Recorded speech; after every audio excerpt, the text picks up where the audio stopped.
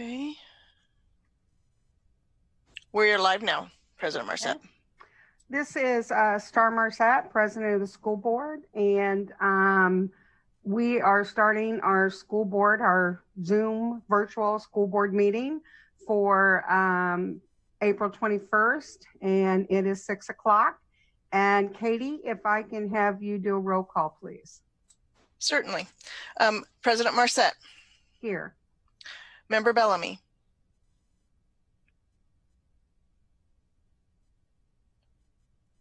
Present, sorry. Thank you. Member Donnelly. Here. Member Hildy. Here. Member Holloman. Present. Member Mitchell. She may still be trying to join, President Marcet. Member Vacalis. Here. Katie, if you see her come on and I miss her, would you interrupt and let us know that she's online? Certainly. Okay, thank you. Sorry, I was muted. I am here. Oh, there you are. Okay. Yay. All right. Miss Hildy, if you could lead us in the flag salute, please. Absolutely. And are we supposed to turn our video off? Is that makes the flag pop up? Is that how it works? There's the flag. Okay. Do we need to turn our video off? We should, yeah. Yes. Okay. All right. Here we go. I'm turning my video off, and then I'll start. I pledge allegiance to the flag of the United States of America and to the republic for which it stands, one nation, under God, indivisible, with liberty and justice for all. Thank you, Miss Hildy.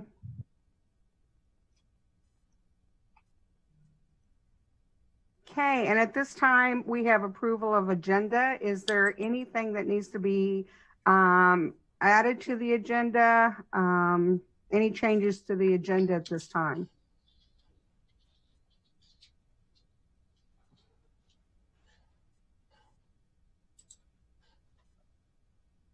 I'm not hearing anything, so does anybody have their hand raised? I don't see that. All right, so we will go ahead, and if there's no dissension, the agenda will be approved. And I'll look for either somebody to speak out or to raise their hand. Not seeing any, the agenda is approved. So the next is reports, and we have opening statement. Let me read that.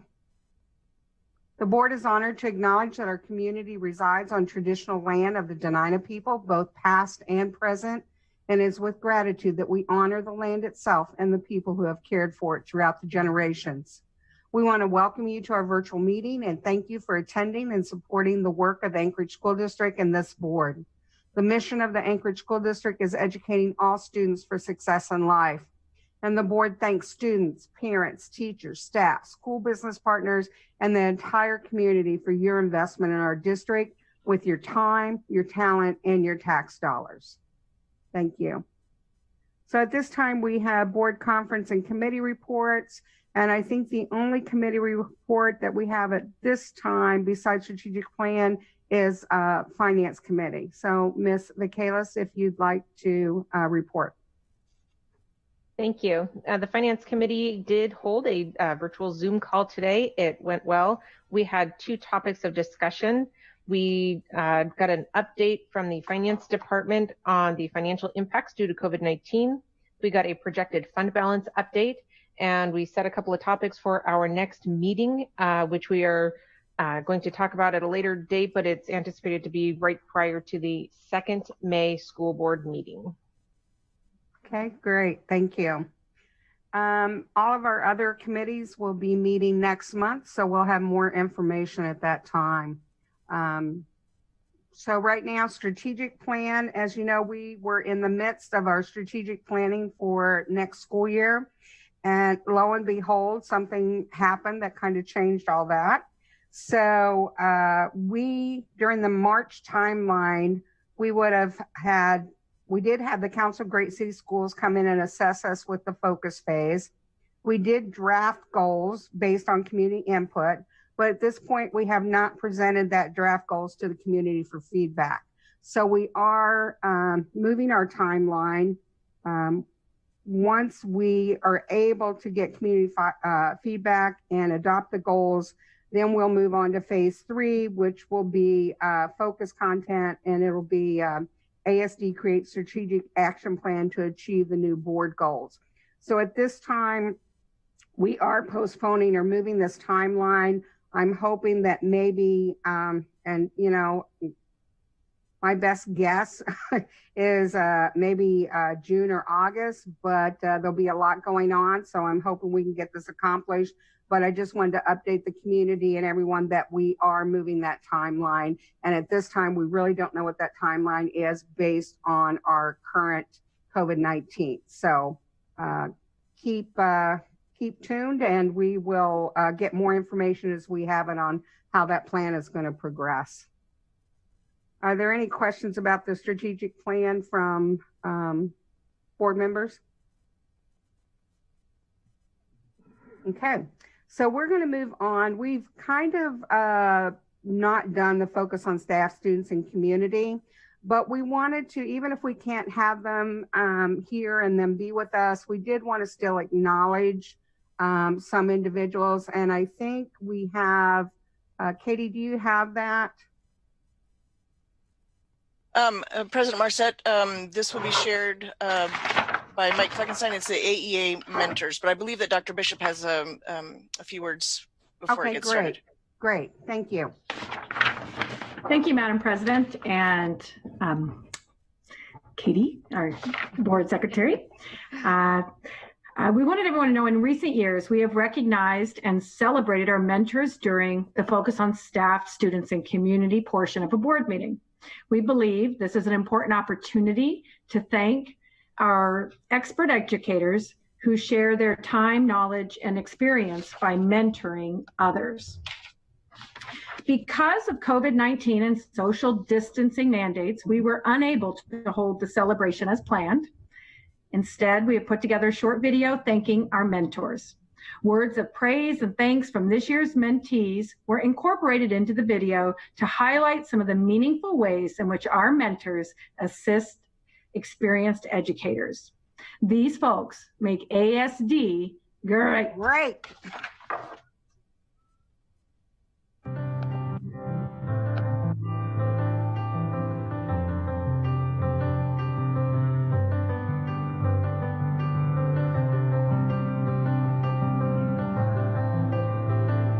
My mentor is really good at helping me find the good things in a lesson, even when I think I failed.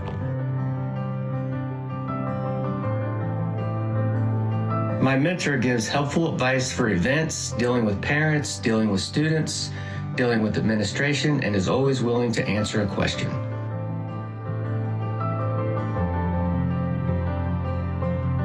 My mentor has helped me the most with lesson ideas, timing of materials, flow of lessons, and emotional support.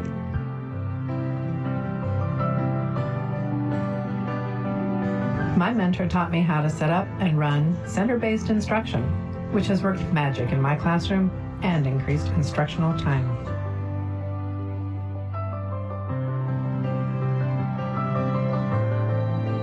My mentor has given me ideas of things to try in my classroom.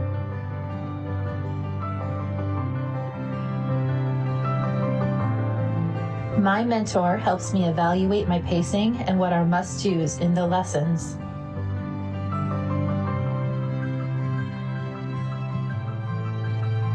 My mentor has been available to answer questions regarding technical information. She has connected me with a cohort peer group to help me make connections with others. She has given me ideas for upcoming lessons or resources. She has encouraged me and checked in to make sure I know she is available.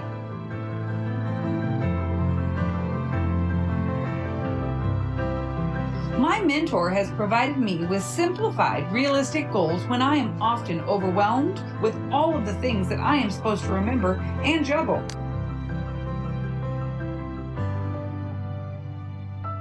I reach out to my mentor almost daily about how to handle a certain situation.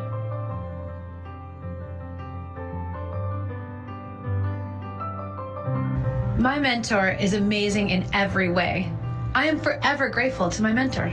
Hi, I'm Dina Bishop, Superintendent of ASD, the very best school district in Alaska. And I want to give a special shout out to our mentors who participated in the AEA and ASD mentorship program. Over 4,600 hours were logged in the support of our peers in such a noble profession as teaching. We're so happy that you volunteered your time and your efforts and your knowledge and your experience and coupled that together to provide our new teachers to the profession the very best experience here in ASD. Thank you for all your work. We owe the success of students in ASD and the success of our teachers to you. Thank you for being great. Hi, Peggy Rankin, Senior Director of Talent Management. Thank you again for all you do. We are so excited to let you know we're moving mentoring to an online platform. So be on the watch for an invitation to join our new Mentor online platform. We have gifts as well, a lanyard for all of our mentors and a special year pin for each year you actively mentor, so you can show off to your peers that you are making a difference at ASD.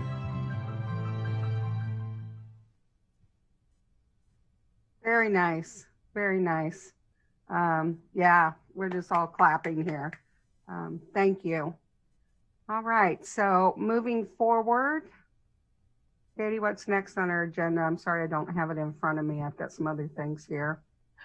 Sure, Madam President. Next is the goal monitoring, and that would go back to Dr. Bishop. Okay, great. Dr. Bishop, I'm turning it over to you. All right, thank you, Madam President and School Board. I do want to share that I'm having assistance with the outcome monitoring. Today, Mark and his team have really led the data gathering in this, and the short time between our last meeting and this, he has the best knowledge in how to present these data. Generally, goal monitoring is about outcome monitoring, and we want to know what our students are able to know and do. However, due to the change in doing school from home, the board had asked several questions last time in regard to the input of this distance learning in regard to how are we doing. And so we've flipped our monitoring to really provide additional information. And so with this time, I'm going to turn it over to Mark Stock.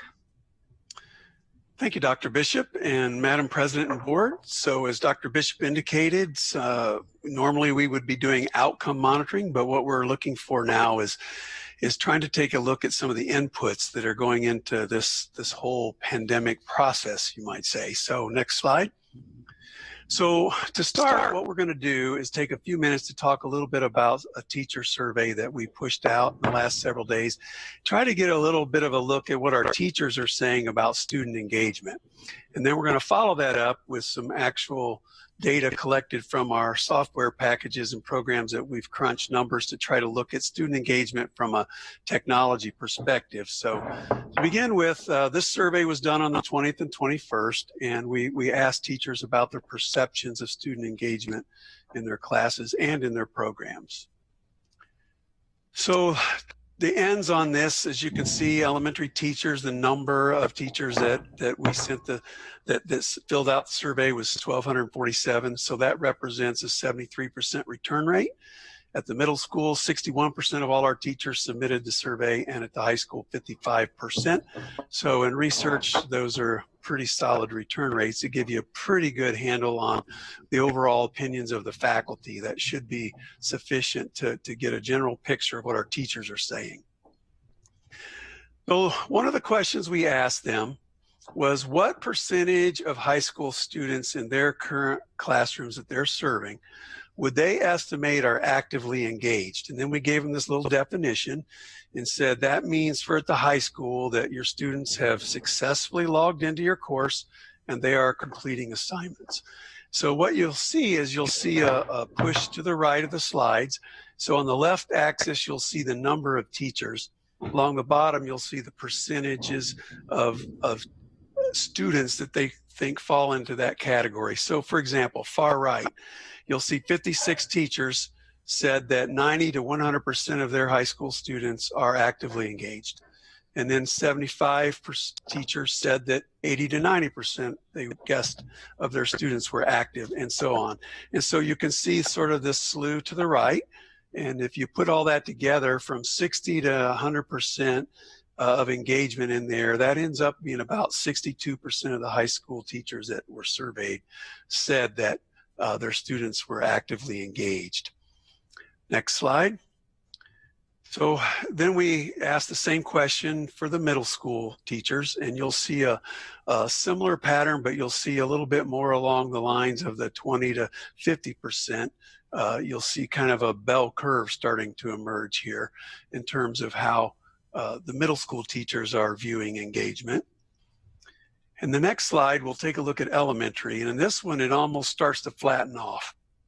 And you'll see at the elementary level, you'll see more teachers reporting that there's less engagement that they would call, quote, active. There's a variety of reasons we might discuss and explore about that, but that's pretty much the overall perceptions of the teachers in those three grade spans. And so then we ask a different question. We ask it in a different way. We ask them overall, just thinking about your class as a whole, how would you gauge the majority of your students in the classroom? Are they not engaged? Are they a little engaged, moderately engaged, or very engaged? Along the left, you'll see the number of teachers reporting.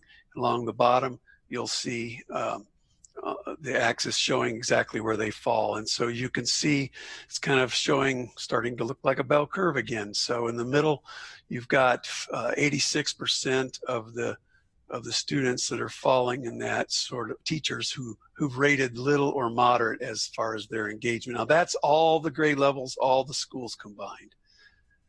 The next slide shows just high school. So what do high school teachers say when they're just kind of looking at all their students in kind of a general pattern of majority? And you'll see the same bell curve, but you'll see a little bit more along the lines of not engaged on the left. You'll see 11% on one end, only 1% that they would rate as very engaged when looking at the majority of their students. The middle school, same basic pattern. You'll see about 85% of the teachers rated their overall class as a majority as little or moderately engaged, and 9% not engaged. 23 teachers in the middle school said that. And at the elementary, same general pattern, although you'll see more in that moderate range as far as looking at the majority of their students as a whole. So those were how the teachers looked at sort of levels of engagement. Now this slide's a little different. One of the questions we often get asked is, well, what about our title schools that have higher levels of poverty? What kind of engagement do you see in those classrooms? And you have the same general pattern again, but you will see that the gray boxes, or the gray bars, represent non-title, and the blue represents our title schools. So you kind of have this U-shaped thing going on in the little and moderate. So you'll see 51% of the title schools said that their students were a little engaged, 34% moderate, and then you'll see the opposite kind of flip in terms of the non-title schools. The next slide is interesting. We kind of switched this and we went and asked the teachers about barriers that they believe are affecting the remote learning of kids. And we gave them several different categories to rate, and we asked them if that challenge was very significantly, somewhat significantly, or this factor is just not a problem. So, and again, these are teachers talking about their efforts, their barriers to getting the work done. And on the left, challenges with bandwidth and internet is not a huge concern. There are, of course, still some teachers that are reporting some challenges with internet at the home. We won't tease Dr. Bishop and say one of them is her, but she's got that problem fixed, right? So the need for further training on online, that didn't show up as an issue for the most part. You'll see that 1,258 teachers said training's not really a barrier for me. This one is the one where there was some responses. The teachers felt like some of the challenges our families are facing during this pandemic are clearly affecting the responsiveness that they're getting. And you'll see that as far as very significant or somewhat significant, you're quite a bit, like 1,500 or so of the teachers reported that being a challenge. As far as inability to get paper and print products out, that tended to be a problem as well.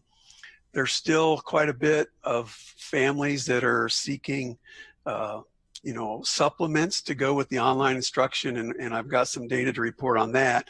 Just today, as of noon today, when we added the digital download component for parents who have devices and have internet, now have the capability to print paper packets on certain supplemental materials right on their home printer and use it. We've had 1,515 downloads as of noon today, just since we opened that up within the last week or so. So I think that is filling a need for some families who kind of like, I guess the best I could say is there's something to be said sometimes for sitting down with some papers at the kitchen table and spreading them out and having your children do some work. And I don't know that that'll ever get old. And so I think there's a need there. The next one has to do with teachers' challenges with their own children at home. And you'll see that while it's not huge, that's still a fairly significant, about almost 700 teachers talking about the challenges for caring with their own home while they're trying to teach from home. And the next one was pretty significant as well. Challenges of meeting these differentiated needs of students when you don't have daily access face-to-face with students. Many of the teachers, as you'll notice there, mentioned that that was a significant barrier for them to do remote learning from home. Now we're going to leave the opinion piece of what teachers say and how they feel about it and start looking at the actual numbers from logins and from assignments submitted. On the left, these blue numbers are the ones that Dr. Bishop had put out in the letter, and that was also in Board Connect. And so during the first 2 weeks we went live up until the 12th, you will see the numbers representing the percentage of students who logged in, and it looks like 9th grade led the way with almost 89% of the students logging in. And at the 12th grade, about 72%. And that first 2 weeks, you'll see the percentage of students who had submitted an assignment. Now, these are the percentage of the total enrollment, not just the percentage of those who logged on. In the red, you will see week 3 from the 13th through the 19th. And so we'll talk a little bit maybe in discussion about why these numbers look like that, but you will see that there's a big drop in the percentage of students who actually logged in at the high school level, and then but about the same of those who logged in were roughly similar to those who submitted assignments. So we'll talk a little bit about what that might mean. Next slide is middle school, and this is coming not out of Canvas but out of the Apex software, and you will see that at middle school you'll see pretty even numbers between those who are logging in and those who are submitting assignments. Between week 1, week 3, pretty much pretty equal, actually. And part of that, we believe, is the way the Apex software is designed in language arts and math, that the assignments are shorter. There's things that students do, and then they submit them. When you get over into the Canvas course shells, where you're looking at content areas like social studies, science, and perhaps even other electives at the high school, those tend to often be projects. So the students might download a bunch of assignments, work on them for a week or so, and then submit a project or a larger assignment. So there's a bit of a difference in the way the Apex software works and the way teachers design coursework for their electives. This is coming out of Canvas, so this is middle school, so this includes this social studies and science, and you can see lower numbers here, but still up in the same area in terms of the high school here with engagement regarding Canvas. And I think of note here is that other than 8th grade, which dropped a little bit, the numbers of students submitting assignments was still pretty much in line with, closer anyway, to those that had submitted assignments during the first 2 weeks. So that's the overall discussion. I'd like to mention just a couple of quotes from teachers as far as in the open text box. One of our elementary teachers had made the comment that many of her parents were choosing to do their own schooling and had taken a lot of materials, but then had intentionally said that they were going to be doing their own homeschooling, if you will, and then kind of went to do their own supplemental things. I had a quote from a middle school teacher who talked a lot about the social and emotional piece of trauma and how that has transpired and how that is affecting that. And then there was a quote from a high school teacher that said they're viewing these engagement levels pretty much along the line of any new intervention that comes along that takes a little time to get it rolling, and we'll just see how these things go. So in closing, I would say that remember that these are not trends per se. With 2 data points, it's hard to call something a trend. But what we do know is that our students are engaging. So with that, I'll stop. Do we have any, if you'd raise your hand, do we have any board questions, comments? Ms. Bellamy. Thank you, Madam Chair. Thank you, Dr. Stock, for sharing this. It is, all of this is so new. Did you look? We haven't looked at those numbers in terms of, we haven't broken it out in terms of ethnicity, have we, or race?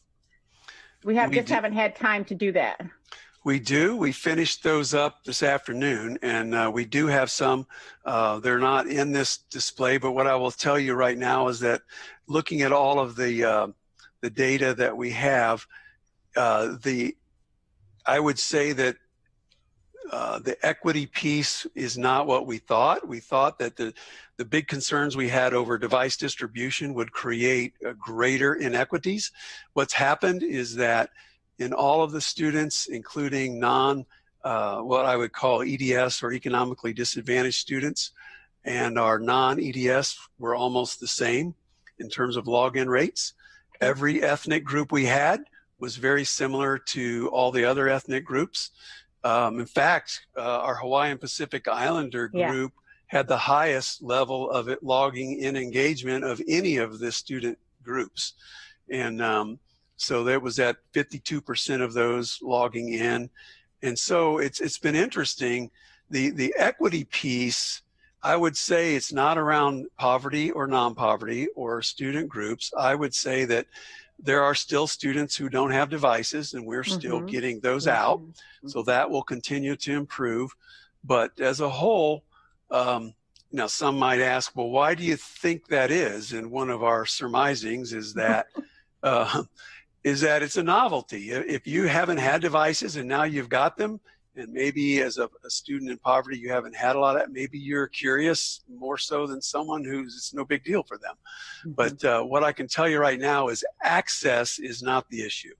I think our access rates are all pretty much the same across all ethnic groups and across poverty and non-poverty. The real issue then is, is there enough there that people really want to engage in, and or are there enough stress, enough issues, enough concerns in the community that some are still choosing not to? Dr. Stocker, and I don't know if in this mode that we could actually do a screen share to share that those data. I'll tell you what we could do. I can do that. Again, board, they were preliminary, and it would have been good to get them in, but we just didn't get them in. So if you have them in that one cut and paste and put in a slide, maybe we can come back to it at the end. I'll tell you what we'll do when we go through. If it's okay, can we do that at the end? And then I'll pull those up and I will screen share and go into the data. They didn't get, because of our time crunch, It didn't get put into slides. So, Madam President, what I would suggest is that at the end of the meeting under comments, we share those data, because that was a question that was posed last board meeting to follow up. And so we did capture it. I just didn't get in there, but it is promising in that there isn't a major delta among our student groups.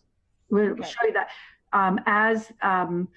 This isn't about teacher reporting. This is literally the data that we pulled from the systems. So I have it up now, and if I can do it now, Dr. Bishop, if you'd like, I just got it. The only question is, can I share screen, Mike? You should be able to. Okay. Give it a shot. Can you see that? Oh, there you go. Yes. Okay. So what we have here is, and I apologize for not getting these into the slide deck. That's on me. We had these pulled up this afternoon. This is the high school students by student groups. So the Alaska Native, 37% logged in, Asian 38, Black 38, our economically disadvantaged or poverty 42, Hispanic 43, and you can see right down the list there, white 37. So it's interesting that across that, when we really feared that this equity gap would grow, but what's actually happened is it's pretty much, in a way, been an equalizer. It's just that people are choosing not to engage for other reasons. It has nothing to do with devices or poverty or anything to do with culture or ethnicity. Middle school was very much the same. I'll scroll down to middle school here. This is the middle school groups, and it's a higher, but the same exact percentages, 48 for Alaska Native, 49 Asian, and so on, Black 53, and you can read on down the list there. At white, 51%. So very much equal in terms of that. And then we did one more thing. We went and looked at our federal programs, and you'll notice that our English language learners, 42%. Our Indian Ed in terms of Title VI, 42, Migrant 44, and Special Ed 35. But I want to point out that the 35%, those students are receiving alternative materials through packets. That's Mr. Roth will report on Stuber, our student Uber drivers who go around and deliver special ed materials that are one unique sets of materials for students. So when you factor those in there, those numbers would come up as well. So, and to add to that, thank you, Mark. I'm so glad you were able to pull those up. I would like to give a shout out to those teams, Doreen Brown, Cindy, Jenny's teams, the title schools, Christine Garby. They're all really drilling down. They are directors, if you will, of different student groups and the support, and they've been reaching out and trying to, connect kids. Great, thank you. Ms. Hildy, you have a question or a comment?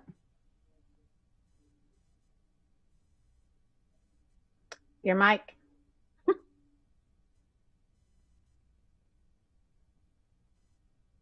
Mike, can you help her? She's not muted. You may just need to take your headset off and unplug it and try that. Does that work? There you go. Yeah. Okay. Some of this is just really interesting data, given the equalization across different ethnicities and economic groups. But it's still really low numbers of engagement, especially the week 3 numbers. And I know said some of that is the different course structure. And I kind of believe elementary level, maybe you got, one of those booklets. I can believe that, parents got a booklet you picked up at the grocery store, and maybe that's happening. But middle school and high school, I guess, what do you think the reasons, I guess, for the not being engaged? It feels like it kind of goes back to if the teacher can get them into the classroom, they can teach them, like an attendance component of, why aren't they showing up to school? Yeah. I'll try a little bit, Mark, and then you go. And sorry that I might be going in and out. Still can't figure this out. It might just be my area. We're gonna continue to dig deeper, and as we've shared before, when you have data, then you just basically drill into it and you ask more questions. So some of the things that we're going to provide back to the board is to take a look of the students who logged in and are doing it. Are they engaged in long-term projects, first of all, or we want to know where they're located. Does it have anything to do with school? Does it have anything to do with the class, the course? Does it have anything to do with, are there patterns that exist at the school level, teacher level, course level. And so those are questions that we had as well in looking at those data, understanding that obviously they're not where we need to be, and it's becoming very clear that some type of summer program for those, we do acknowledge that there will be a loss of learning for kids in this 9 weeks. So, but it's great information, and Mark has a plan to drill down.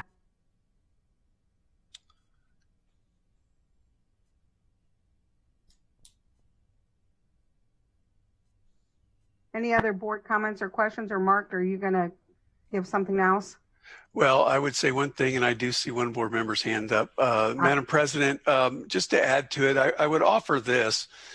The switch to online environments require a complete mind shift of accountability over to sort of an individual, independent person who's driven by responsibility and who has someone at home who's monitoring and pushing them, right?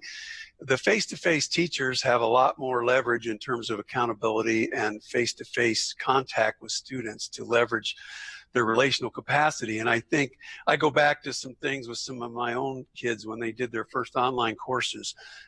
Having never had one, if you respond to the relational capacity of your teacher at a high level, and now suddenly nobody's telling you when to do your work and whether you have to do it now or tomorrow, and there's a lot more interesting things to do at home, it's a challenge. And I would just offer that being forced into online here without the preparation time for people to think through all those pieces, there's an impact there. Looking at the national trends, and I tried to research around, the research is so emerging, it's not really out there yet. But honestly, the urban markets that I looked at had numbers that were less than this. LA Unified, I saw some articles out of New York and some other urban areas. So I don't think we're atypical. In fact, I think we started at a higher rate than most. The question I think you're asking is, can we sustain it? And I think we'll have to look at that going forward. And there are districts that haven't even started. Fairfax, Virginia is one of them. Yeah. Okay, and Margot, you've already gone. I'm going to let Dave Donnelly go first. Sure. Thank you. Can you hear me okay? Yes. Oh, good. My headphone doesn't work at all, so I had to just use the computer microphones. I agree that it's very concerning, the percentage of engagement. I also think there's another really serious factor, and that's the number of hours of actual screen time communication between our teachers, our instructors, and the kids. I'm getting a lot of complaints from parents that there's not a lot of availability, there's not a lot of time in communication. And while we may be ahead in some aspects, from what I've been seeing from outside, there's a lot more hours in the day actually communicating between instructors and the kids than what I'm hearing is going on in our district.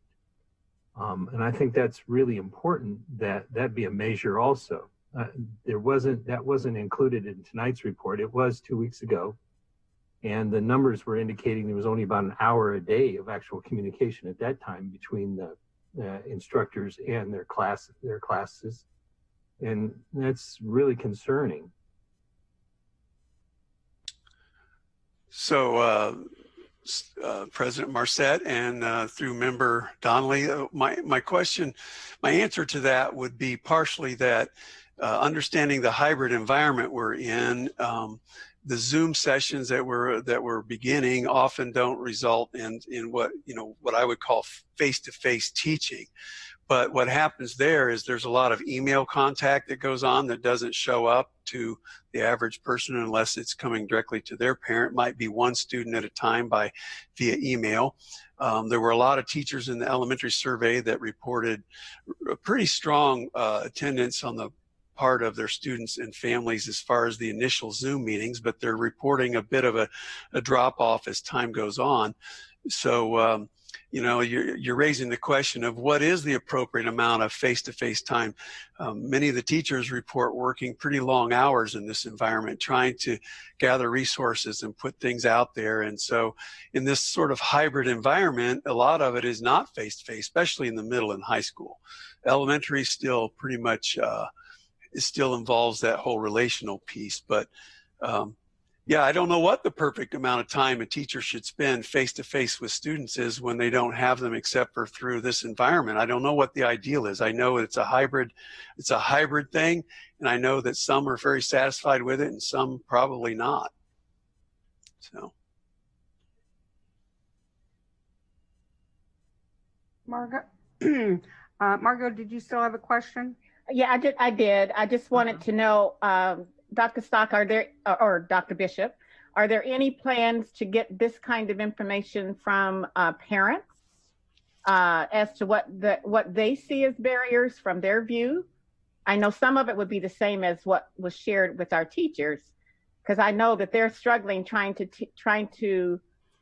teach their kids as well as our kids, well, everybody else's kids. So that's one question. The other question I had to do with at the elementary level. We were the packets that we were sending out. Were we able to get those delivered to people who wanted them, along with the hotspots that were needed for the middle and high schoolers? So, Madam President, through the President to Member Bellamy, we've been able to bump the numbers considerably. We haven't done a mass mailing. We will for the summer. Current plans, we're up to, I think it's pushing 6,000 paper packets now every 2 weeks, plus all of the individual packets that special ed and our transportation department are graciously hand delivering to students who need those. So those are going on, plus the 1,500 plus digital downloads from families who want paper, but have abilities to print something at home on their printers. So there, you add that 1,500 in there. So that's getting pretty close to about 40% of the elementary load that we were planning on if we just sent them to everyone. When summer rolls around, we're working now on summer packets that would be mailed to every family, and we wouldn't worry about who has access, who doesn't. We're kind of thinking if you wanted to go fishing and have your students sit there with some left makeup things, it's a lot easier to do that than to try to drag a device along, right? So maybe we'll have some packets for the summer that everyone would get that they can use at their free will. The other question was in regard to computers, and Mike Fleckenstein will give an update on that, but it has, we've really reached those that had the need, and now it's just individual support and understanding how to use those resources. And just in touching base again on online learning, it really isn't designed to have to teach for hours at a time in front of a computer with that attention. It really is instruction, students work asynchronously, practice. Two really great programs for kids to stay up on their skills at the elementary level are the electronic, just skill-based reading one, the reading and math, that actually can take students to a higher level, or do some reteaching practice work, if you will, to keep the skills up. So that's a solution, plus a new rollout of Apex at elementary is going to happen. Okay, Dina Mitchell, I believe you have a question, and then Andy Holloman. Yeah, I just wanted to comment. I have a friend who does a lot of online courses through the university that she teaches at. And she also does in-person courses. And we were talking the other day, and she said that, you know, taking a class that she has developed, she's somebody who's embraced online, but taking a class she's developed for in person and trying to deliver that online is really challenging. So I really appreciate what our teachers are having to do. In talking to a lot of the secondary students, I do know that the ones who have had the ability to have interaction with other students and have discussions online, synchronous experiences, that has been meaningful for them. And I know this has been, as one of our teachers said, it's not really teaching at home, it's crisis teaching. And we're really doing an amazing job given the situation.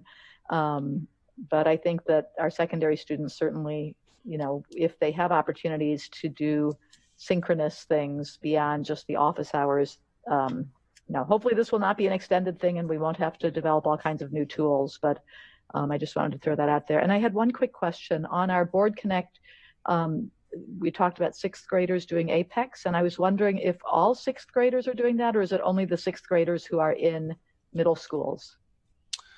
Through the president to Member Mitchell, right now it is the sixth graders in the middle school currently taking Apex. There's a plan underway right now to provide a more structured and a little more you might say structured and rigorous approach to that, that's more scope and sequence than what we've had. And we are working on an option to make that available for 4th, 5th, and 6th grade students, irregardless of middle school, or that's underway right now. And we hope to have some decisions made on that within the week. And we hope to start announcing that. And we're hoping that fills one of the niches of parents who are saying, I want more. And then we've got others who are saying, I don't, and I want to just do my own thing now. And, when we first started this, I think it's important for all of us to keep in mind that when this began, I don't think most of us were thinking this was going to be all year and maybe summer and fall. And I want you to know, we started out this supplemental piece thinking it might be a few weeks and we would fill some gaps and do supplemental work through K through 8, and especially in elementary. And then partway into this now we're trying to come up with a little more long-term, rigorous, structured options for families that want that. So, we're kind of adding to it as we go right now. And might I add that the 6th grade piece that we're rolling out at the elementary level, the 6th grade piece at the middle level is content-based and is very static according to that content.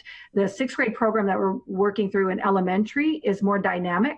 So it will, a student will get on it, it'll assess where they are in the math and the reading, and then teach them at that level. So it goes all the way down to 3rd grade, as well as all the way up to high school. So students can really find themselves challenged with that coursework, but it's more of a dynamic approach, whereas the 6th grade Apex that we're serving is more content. So there are 2 different programs, both made from the same company, but we feel that the 6th grade dynamic will really capture some of those 3rd, 4th, 5th, 6th graders that just have those different levels and might want to be challenged or have some reteaching.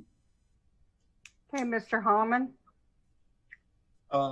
Yes, thank you. One bit of feedback I've gotten from a number of different people is that the quantity of material rolled out on Canvas is a bit overwhelming for a lot of students. And part of this process of people suddenly being thrust into an online environment, when they open it up, they see a lot of assignments. A lot of kids immediately assume they need to complete all of it before the end of the school year. Other students maybe not so much, but perhaps the ability to spoon feed a little more carefully may or may not be communicated to staff in terms of what they can cover up and what, how they can sequentially reveal it. But I've heard this from both educators and from parents, especially parents with multiple kids at multiple levels. They're looking at a lot of material because they're looking at completely different sets of assignments and work for each child. The other part is how this impacts different students. And we've looked at them in certain groups in the data, but if you think about them for a little bit in terms of personality types, there are some kids that just aren't very engaged with schoolwork, period. There are some kids that can be induced to be engaged. And then there are kids that just run wild with it. We are creating some stress in how we do this. And of course, the situation they're in can be very stressful. We have a lot of kids that are in highly stressed homes right now. Parents may be very busy. They may be very caught up. Things may not be going well in the house. And we don't really differentiate our expectations out of kids based on that. And I guess my question is, do our classroom educators know that they've got a lot of latitude to make adjustments for kids based on their different situations? We can certainly tell you that we've communicated that with Tom Claymeyer. That actually is what happens really in every classroom. I mean, Mark and I and Tom really probably of anything in education that has a lot of variance is how grades are assigned. We like to believe that they're very solid and a 90 to 100 is this. So because they're mathematics, the idea is that, oh, we get that and we have some structure, but they're always subjective. And you can remember back to your education about who's the hard teacher and who can get this. And so think about all those conversations you had with your friends when you were a teacher, and then you can kind of imagine the scope of differences. But we've certainly communicated to use best judgment. Madam President, and through Member Holloman, I guess one of the things I'd like to add to it is just the awareness that we have that there's such a, we've got such a range. We've got parents whose expectations vary wildly. We've got teachers whose expectations vary. And you put those two variances together and you have a lot of variance within certain individuals depending on what teacher and what environment someone is in. We've got people who think there's too much work, too fast, too much, too soon. You expect too much. And then we've got others saying, where's the more? This is nothing. I want more.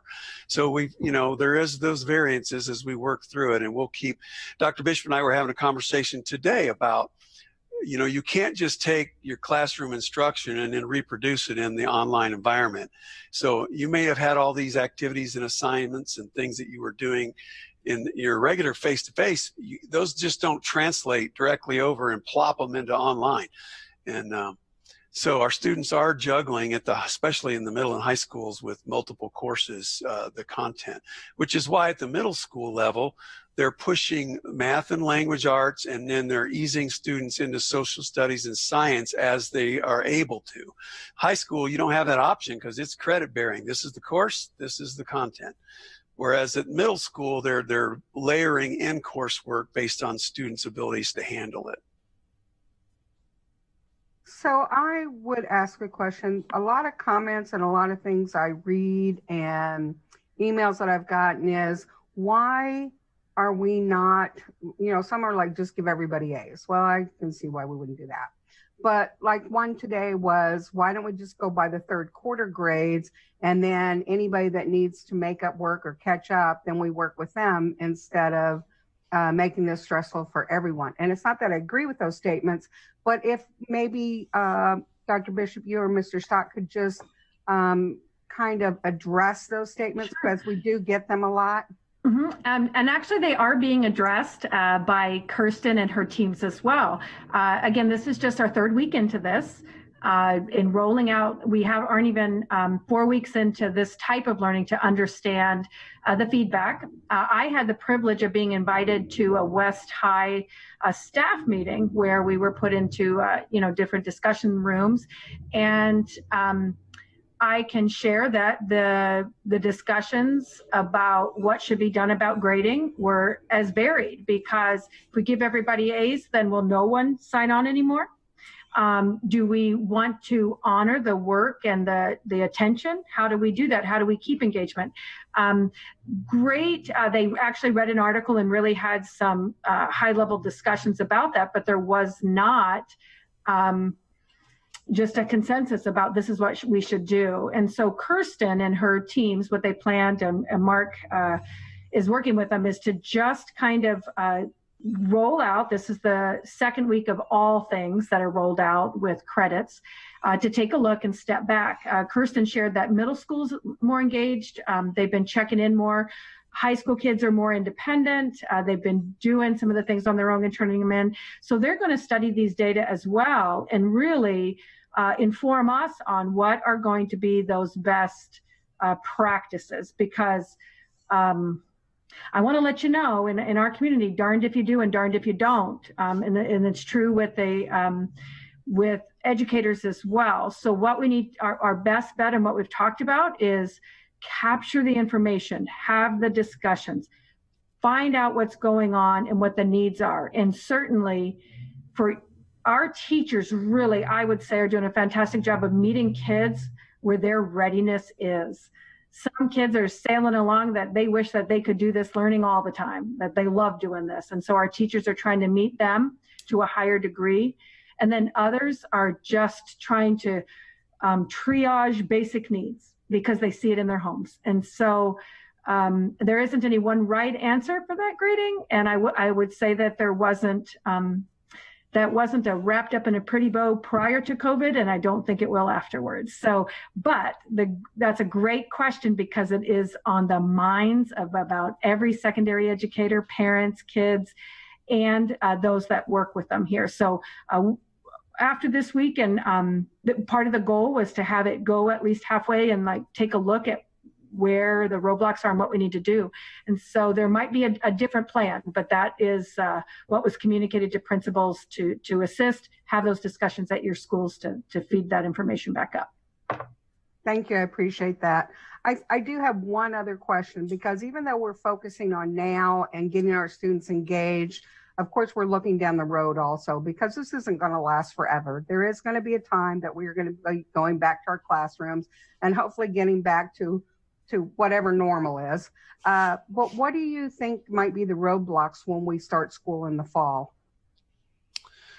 Madam President, I would say one of the ones we're talking about right now is nationally, it's one of the great discussions about what effect does this have on the entire nation's class of kids that are in this boat right now. We don't really know. Some of the implications for the fall are, do we consider some version of what we might call a remedial kind of a catch-up phase? What's that look like? Does that mean, I'm just surmising now, these are not plans in place, right? But you know, things that we're thinking about are things like, do you have the elementary kids come back in the fall and meet with their teacher and try to bring closure to what happened? They just walked off. Like, I mean, it was done. They walked out. They didn't even have their stuff out of their lockers and their cubbies. Do we come back and do something with the students to bring closure with their spring teacher, right? Maybe do some remedial work and work through some practice work and see where the kids are at before we rotate to the next level. That was a discussion. Others are, do we do what we will call a jump start, which is go ahead and switch grade levels, but bring people in early, those who really have been disconnected, who haven't been part of this. Do we take the federal dollars that we're getting and provide jumpstart summer programs for kids who have not had much of anything, right? So those are some of the discussions, President, that we've been having on our own, and we'll be doing that planning here soon.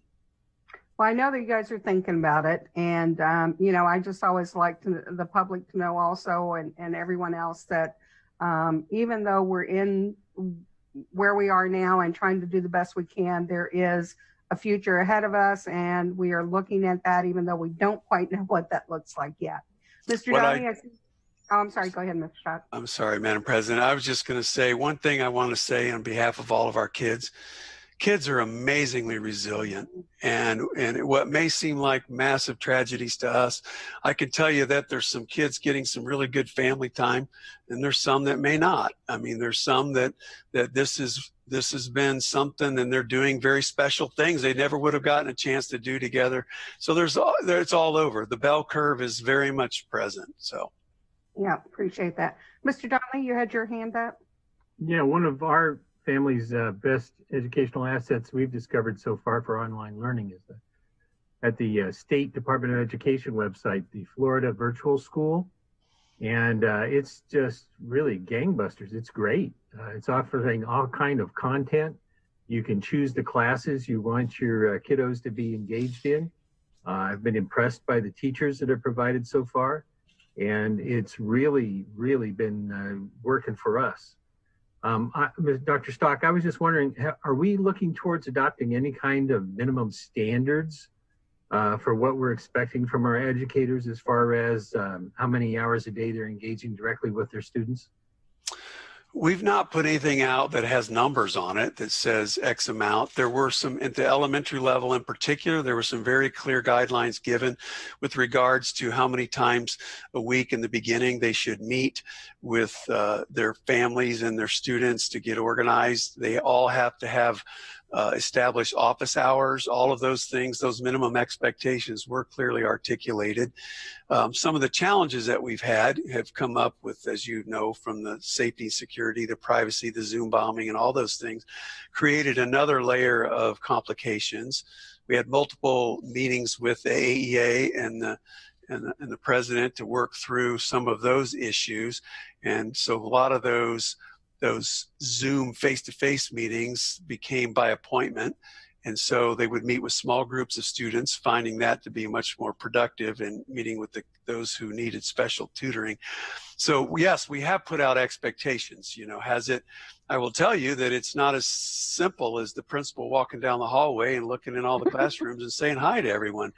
And we can go and try to take a look at things like Zoom logins and hours, and we've done some reporting on that. We'll do more on that later. But it has been hard.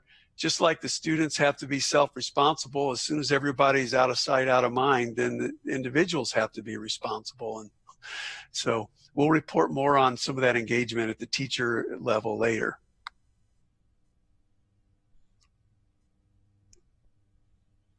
Ms. Bellamy, you have your hand up.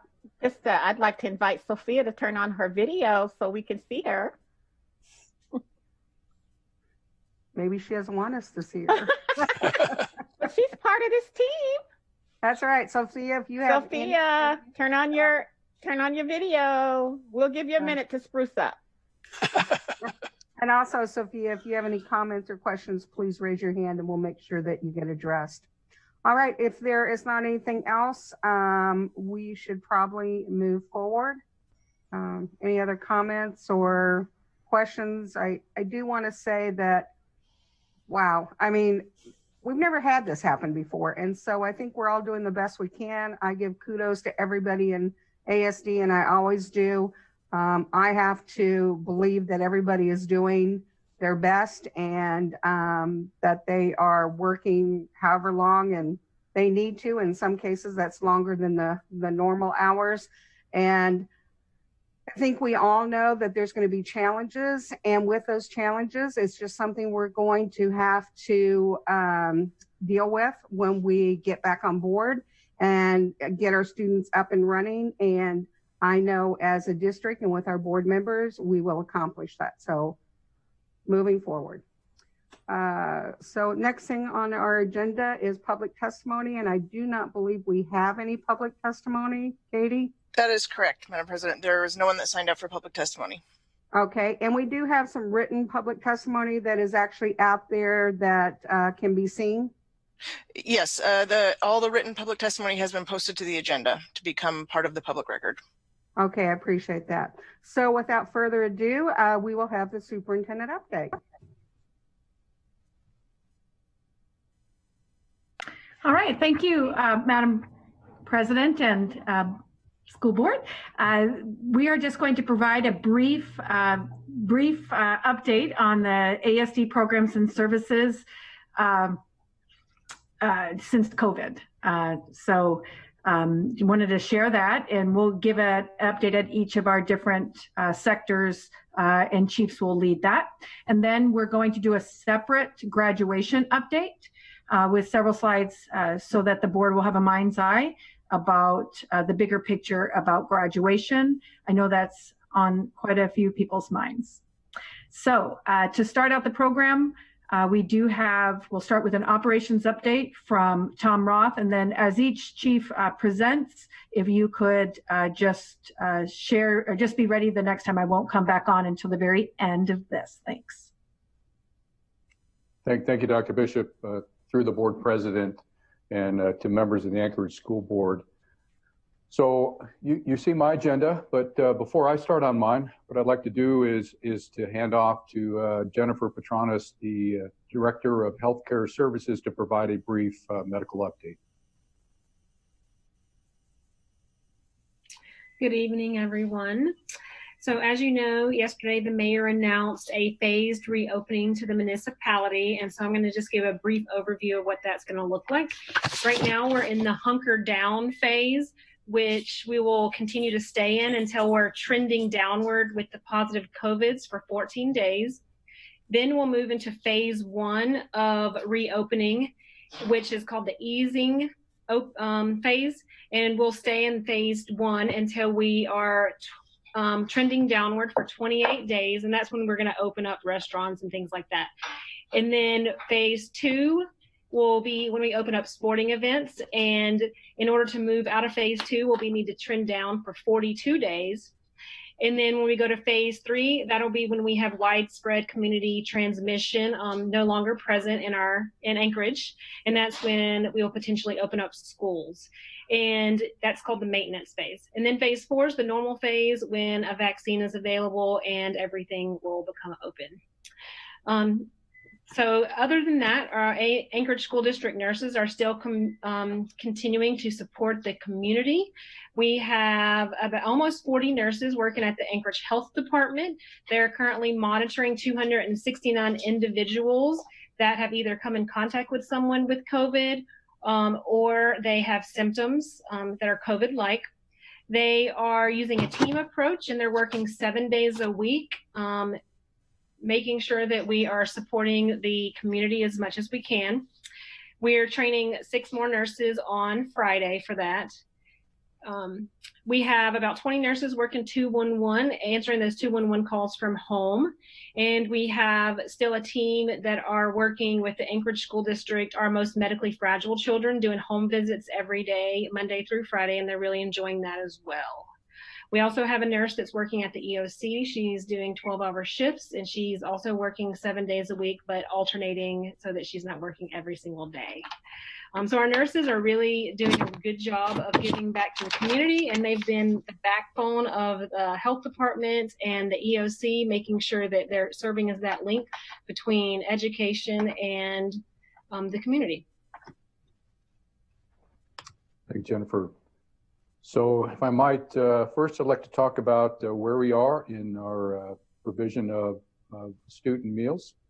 Just to refresh the board, we have 26 school sites where we are operating food distribution points. And we also have 7 buses that are traveling in locations where we don't have fixed school sites for meal distribution. So every day we're serving both a lunch and a breakfast meal to students.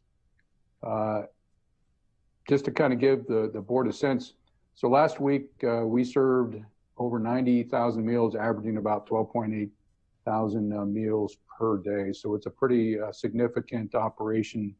And feedback that we are receiving from the city is that it's very key and essential to services to the community as well, to our immediate population of students. Transitioning to student transportation Uber, or Stuber as we like to call it. So this is our district internal delivery service that is provided by Student Transportation. It's facilitated by Ms. Cassie Jeremias in the district office.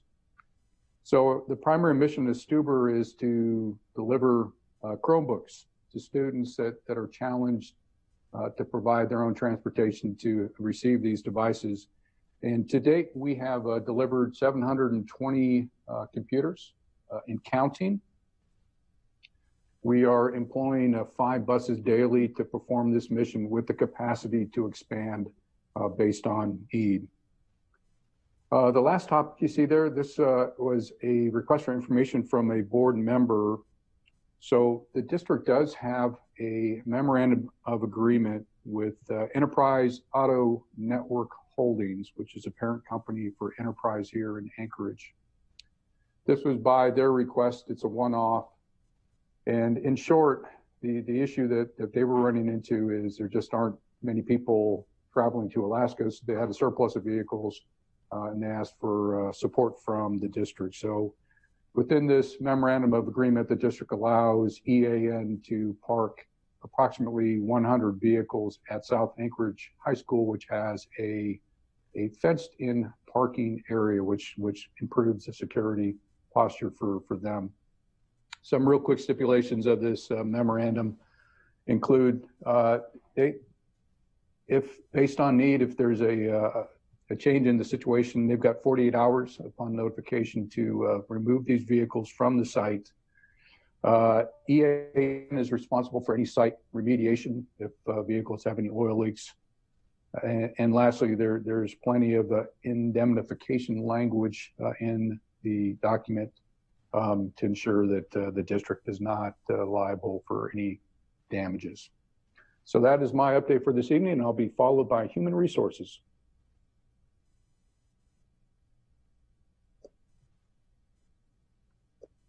All right, my name is Matt Seaford. I am the HR Chief for the Anchorage School District. Good evening, everyone. Wanted to first give a shout out to talent management and the communications department for working together to put together that video recognizing our mentors, and also to thank the mentors themselves. It's a great program and much appreciated. For my update, I'm gonna talk a little bit about the substitute teacher training program and substitute pool that we've put together.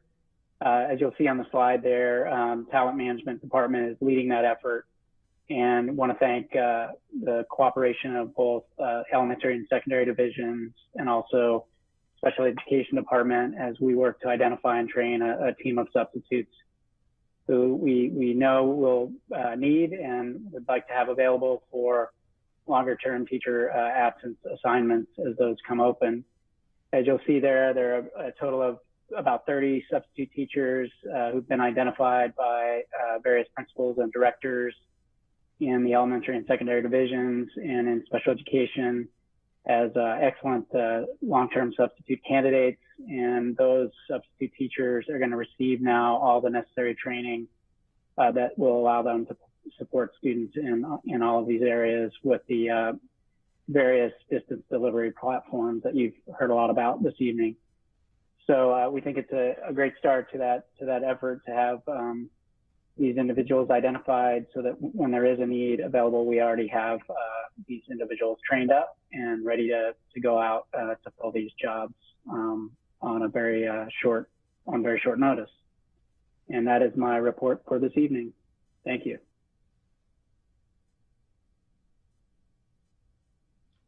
Good evening. We spent about 45 minutes today at the Finance Committee meeting going through much more detail on COVID-19 impacts to revenue and expenses, the end of year fund balance, and then a discussion on future audits. Real quick summary, there certainly were some COVID-related expenses from digital curriculum through hardware, and the total so far projected, we haven't procured it all, is 1.5 million. There were certainly decreased expenses, things like addenda from sports being canceled through activity buses and numerous other items that we were able to avoid those costs as a result of the change in our environment. And there were also decreased revenue in a number, everything from rental of facilities through activity fees and other items. So the net projected shortfall right now for operational dollars only is 1.1 million for the year, for up to this point projected. But our end of year fund balance is still projected at just below 10%. So we're actually sitting pretty comfortable right now as we move in developing plans for summer school and other programs that we'll have to push out between now and school start in the fall. The additional information and development, we are losing about 50 to 80,000 a week in student nutrition, mostly because we're still paying all employees, but we're handing out about 25% of the number of meals. There are federal dollars that should be inbound. They were appropriated by Congress, and we're eagerly awaiting the details out of the USDA as to how that program will be funded and what will be the requirements for us to turn in. The final CARES Act amount passed through should come out in the next week or two, the details from DEED. And we do expect on the very low end about $8 million, and on the upper end, somewhere around $11 million from those funds. As stated earlier, we'll continue to work additional programs and supports that are required to support education for the rest of the school year, the summer, and of course, the start of next year. Barring any questions, that completes my update. Good evening, Mike Fleckenstein, Chief Information Officer, and I just have a couple of quick updates for you this evening. The first one is an update around student device distribution, and so the numbers are on the screen, but we have about 9,096 devices out to students that had a need for a device, and that breaks down into secondary schools at 4,471, elementary schools at 4,625, and then about 804 hotspots or connectivity items that are out. And along with that connectivity, there are also many students that are taking advantage of both the ACS, GCI, and MTA free internet offers that are out there right now. To add a little detail to this, we initially looked at all of the different surveys and then talking with students, and we felt like elementary was going to come in somewhere around 6,700 devices in the need. Right now, we have tapered down to almost nothing at the schools at 4,625, and so we're about ready to call this done for the primary distribution across the board. And we'll continue to work with Tom's team and Stuber, and then of course Sonia with the Student Family and Wellness Initiative to make sure that we're reaching out and getting devices to any family that need them. The main point here is that if a family needs a device, we've got a device for them, and we are ready to deliver that device. And so the next real challenge in that is around connectivity and hotspots. And so we were able to find an additional 1,300 hotspots this last week that were available for shipping. Those were supposed to be shipped today. I haven't seen the confirmation yet, but I'm assuming that they either went out late today or will go out early tomorrow. And then Migrant Ed also was able to get an additional 200 from the same vendor that we were able to get. And so we have an additional 1,500 on the way to really meet the high sort of some folks that can't take advantage of the GCI and ACS internet offers, and then folks that we might want to have more connectivity for a longer period of time as well past those offers. So that's all in the works. Next to that, is, as folks start to get online more, there's always more opportunity for people to be taken advantage of in the online world. And so we worked with the communications team and our security officer to put together a pretty comprehensive website on safe computing off the district main page. And it has just a ton of tips and tricks and content and learning that families and teachers and students can take advantage of. And we are working right now with teaching and learning and some of our training staff to also look at how do we provide some training for parents around this subject so that anybody that's interested could take advantage of that. And so should see that coming in the near future as well. This is an area that as more of our parents are getting engaged, then they get to see more of what's happening in the classroom and what sort of questions they may have about access and that sort of stuff. So you'll see soon that we are procuring some additional software to help us manage this remotely and to help keep everyone safe and secure. With that, that's the end of my report, and I will pass it on to Sonia with the Student and Family Wellness Initiative.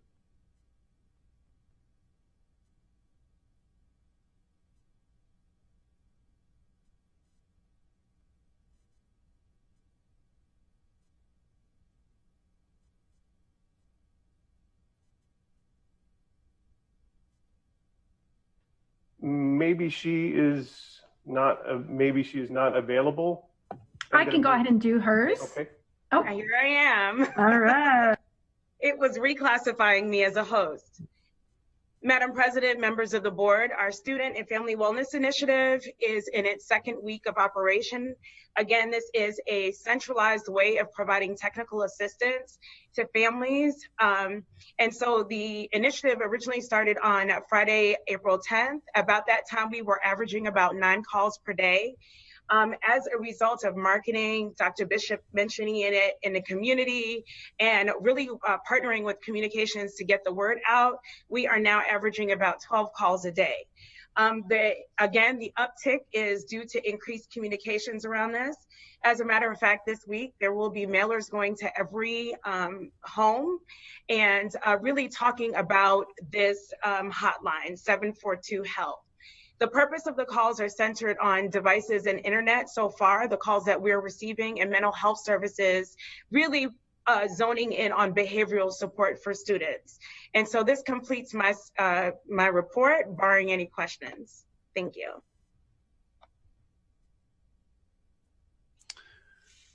So on the instructional division, this is Mark Stock, Deputy Superintendent. So I'll do a really brief overview, and then we're going to run real quickly through the elementary, secondary, special ed, and teaching and learning. So next slide. So just a couple of quick things. I've alluded to some of these earlier in our reports. We are working on overall in our division, working on refining our data collection efforts. Questions from the board were about, what do parents think of this? I was getting texts from our own team in the middle of the presentation that says we need to think about, what do students think of this? What are their reasons for connecting and not connecting, etc. So we'll be working on some data collection efforts, as well as looking at some of the other issues regarding teacher engagement as well. We'll be pushing the engagement data that we have into the school levels for feedback and adjustments. Dr. Bishop alluded to the fact that we do have patterns of engagement that can vary across the district between schools and so on. So we'll want the directors to have that information, as well as the principals, so they can see how their schools are comparing with other schools. And of course, we started the planning for summer and fall. We mentioned both of those. And so there are efforts going on in those areas to figure out what happens next. So that's my report. And then we'll move to Dan Barker at elementary. Good evening, Superintendent Bishop, Board President Marcette, school board members. I'm Dan Barker, Senior Director for Elementary. At the elementary level, it's been a busy couple of weeks as we work with families and attempt to meet their needs at the place that works best for them, both in capacity and ability to support. What you see here is the cover slide of a presentation that we're just putting finishing touches on this week. It's going to be a voiced over slideshow for families that walks them through all of the access points that we have for the multiple learning path options that we currently have in play for elementary students. Presentation is going to be available on our website, and we're looking into ways that we can push it out to all families electronically, either through a process connected with Blackboard or through something else with our email. So that's my report for this evening. Pending any questions, thank you.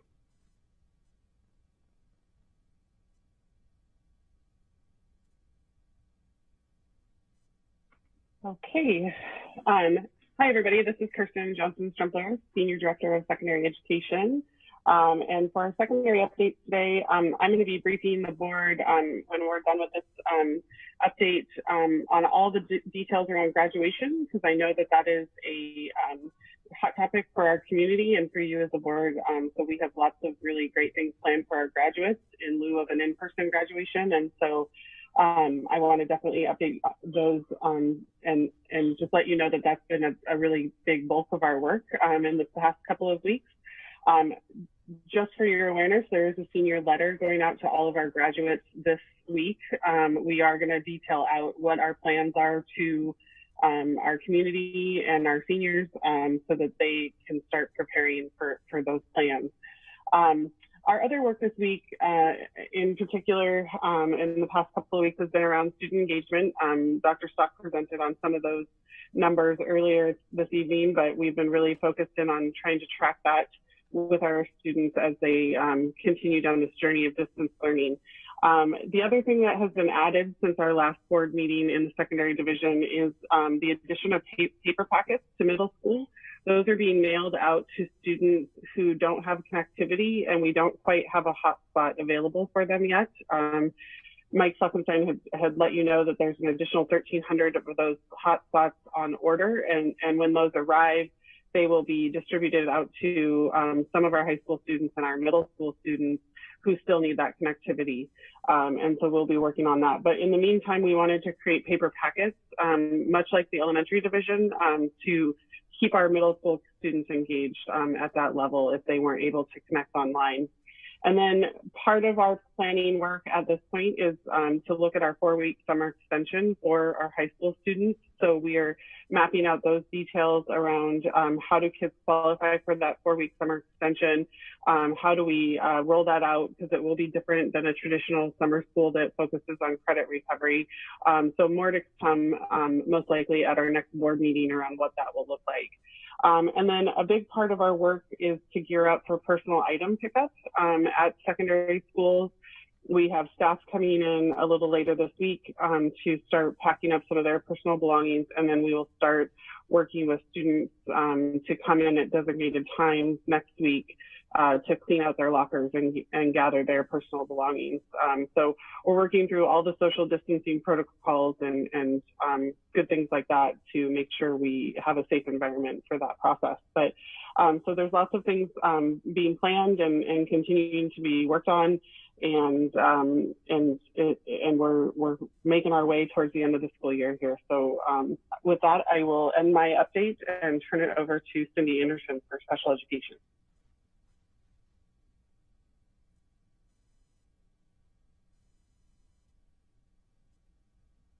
Okay, so special education update. We're continuing to work hard. We're providing opportunities for teachers and our department chairs to meet with our administrators and work through individual issues and concerns, but especially with the packet distribution for our students who can't access through technology. We are continuing to push out quite a few packets individualized for students. And also to meet our legal requirement, we have developed a plan, a process for teachers to request that IEP paperwork be submitted through a Google form, and then our office is printing and mailing to make sure we meet that obligation to make sure parents have IEPs, eligibility reports, prior written notices in their hands. We are continuing with staff training, and we keep adding new trainings each week for opportunity, and we have a high volume of participants, and many of those trainings are now that are being added are related to behavioral supports as well. And we're also have for parents a new training for Read Write Google Chrome to help their students better access the program to support online learning. So that's my report, and thank you very much.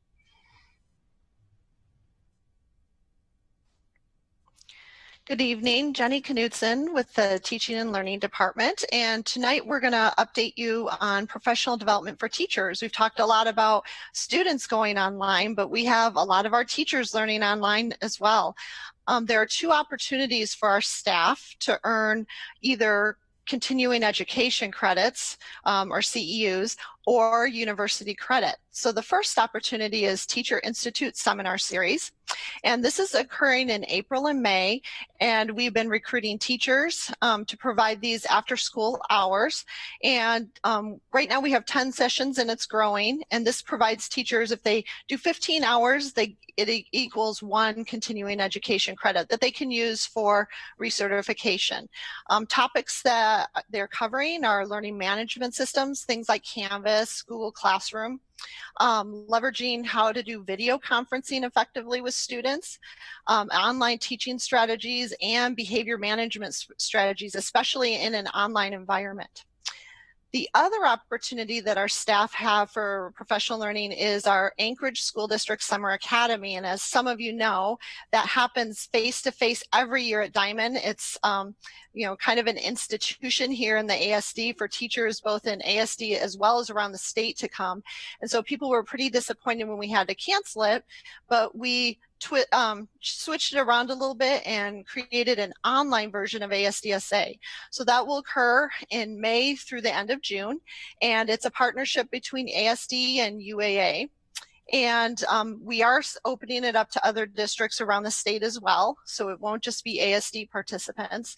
And they can earn several UAA credits. We have over 40 courses right now, and growing a little bit more. I think we'll top out around 45 or 50. And topics include technology integration, online engagement, collaboration time. A lot of those have shifted from prior years given our current situation. So that's pretty exciting to see. And then oldies but goodies, behavior management, our content learning, digital citizenship, and the mandatory ones that D requires for certification. So our Alaska studies and multicultural.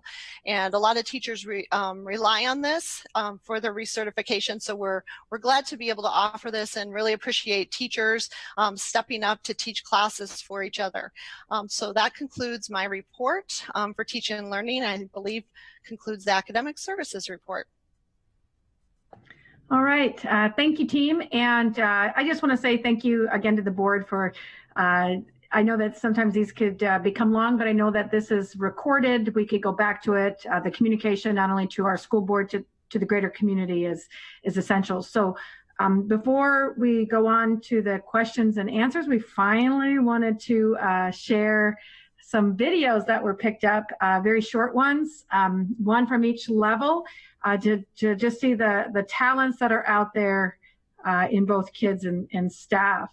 And with that, I want to, this is Creekside Park, just a couple of minutes of a teacher who does a Zoom every morning. Oh, what a beautiful morning. Oh, what a beautiful day. I have a wonderful feeling. Everything's going my way. Good morning, Alaska. I hope your day is as gorgeous as it is right now. Right now, you're probably saying to yourself, Miss Strasser, what are you talking about? Oh, what a beautiful morning. It snowed again. And I gotta go shovel. Yeah, well, me too. What I wanted to remind you of, this whole week, we've been talking about something. Do you remember what it is? How to persevere. Well, this is springtime in Alaska. It snows. But spring with green grass and warmer temperatures will come. That's what I wanted to remind you of. We just need to persevere during this time of cold and being inside all the time. You have worked so hard this week, and I am so proud of you. And I know your parents are proud of you. I hope that as a family, you're working together. And I wanted to share something with you. Part of nature. You know, you think of the cold and how cold we get. In fact, do you guys remember when it was this cold? And here we are, 19 below.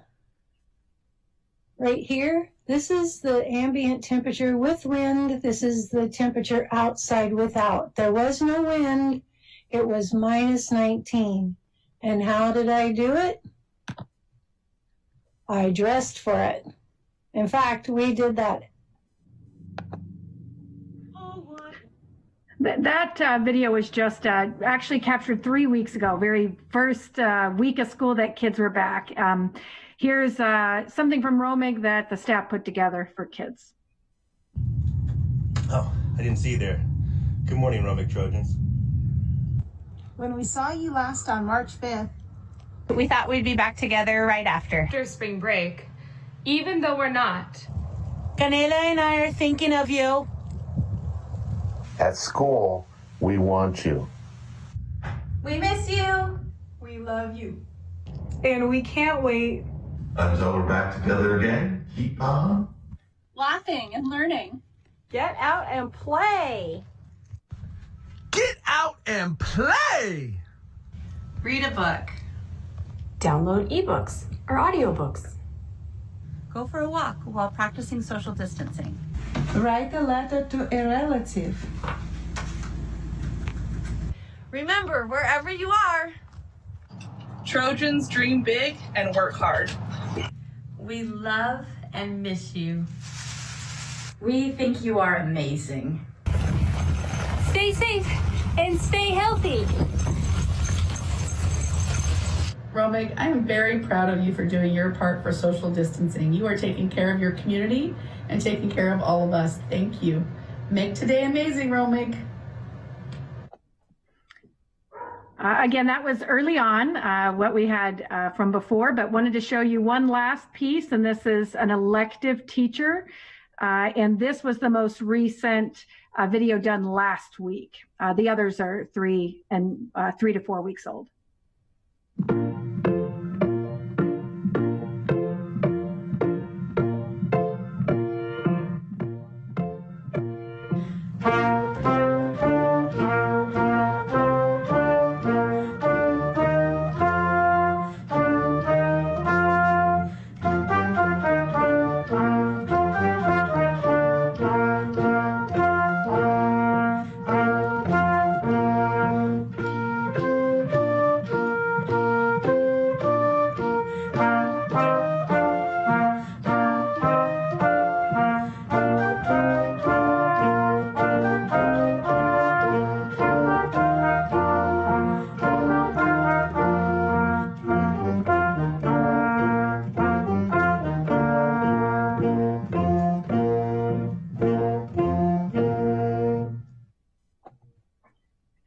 That was at Stellar, and just want to thank those teachers from the very beginning. The first one was before we even expected teachers to get online. The second one was a welcome back, and then this, of course, was some student and teacher work. So over the last month, you can see the engagement and the progression. Just to give you a mind's eye, we really have fantastic staff who are doing their best out there, and kids who are doing their best as well. Thank you, and we'll do quickly do the graduation update and then leave time for questions. And once again, I know that we try to keep these reports a little shortened, but given the time and the lack of some communication in between, we wanted to be sure that the board and the community at large really has a mind's eye of their school district and its work.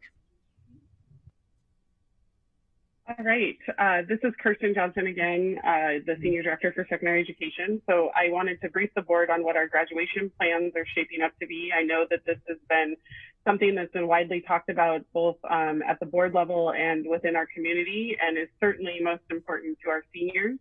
And we definitely want to have a great plan to honor the seniors in the class of 2020. So with that, I will quickly go through our plan so that you can see what we have queued up for them this year. So the first thing I wanted to let the board know is that initially when we found out we couldn't do a face-to-face graduation, one of the first things we did was form a small committee at each of our high schools with student, staff, and parent representation to brainstorm what ideas they had around what could we do in lieu of a face-to-face graduation. And interestingly enough, one of the things that came out of that was that there was really a large group of folks that did not want a virtual graduation and wanted something slightly different than that. So there were a lot of great ideas generated that we incorporated into our plan. So going to the next slide, our graduation plan in summary is that we will provide yard signs for every senior in their school colors and mascot on their yard sign. We will develop a graduation memorabilia box for each senior, and both of those items will be distributed in a drive-up fashion at the school where they're graduating from. And this is where school sites can be really festive and create a festive atmosphere for our graduates and honor their work. We're also going to create what we call an Adobe Spark graduation website. It's a very nice looking website that we can honor all of the accomplishments of the class of 2020 at each individual site.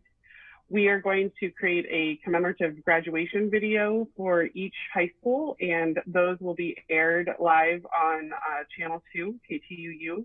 And then we also have secured some partnership with iHeart radio stations in town. That's 6 different radio stations where we'll feature different schools and graduates on the radio as well. And then we're going to be doing a social media campaign as well to go along with all of this. So I'll go through and detail these out as we go through.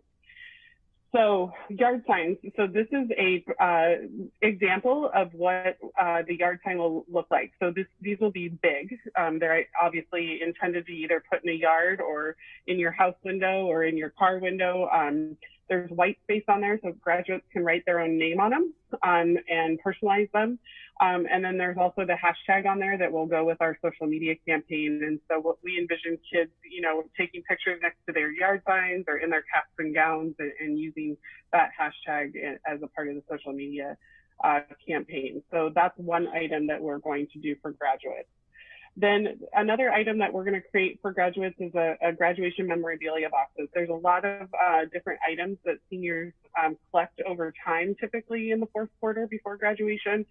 So you'll see an example of the box that we've ordered for folks on your screen there. And then we've designed a sticker for graduates, which you also see on the slide there, that will be placed on that box so that it's a kind of a fancier kind of memory box that students could keep if they wish. And schools will personalize each box. So there'll be school colored tissue paper inside. They're going to create their own personalized kind of items that they give away to graduates. Different schools have different plans. So it'll be different at every site, but we'll put all their certificates in there. If they've ordered a yearbook, it'll be in there. We will put other memorabilia, and we've also ordered class of 2020 keychains for every graduate in the Anchorage School District to place in there as a district gift. So, so we have lots of fun things planned, and I know schools are going to get really creative with this. So that's another item. And then the drive-up graduation kind of distribution is going to happen at each site. Obviously, we will follow social distancing protocols and make it a safe environment for this to happen. We are going to schedule kids individually in 5 to 10 minute increments. Schools are going to create stations within their parking lot that students stop at to pick up their items. We're also going to create a festive atmosphere with balloons and signs and any of those types of decorations that schools want to personalize it with.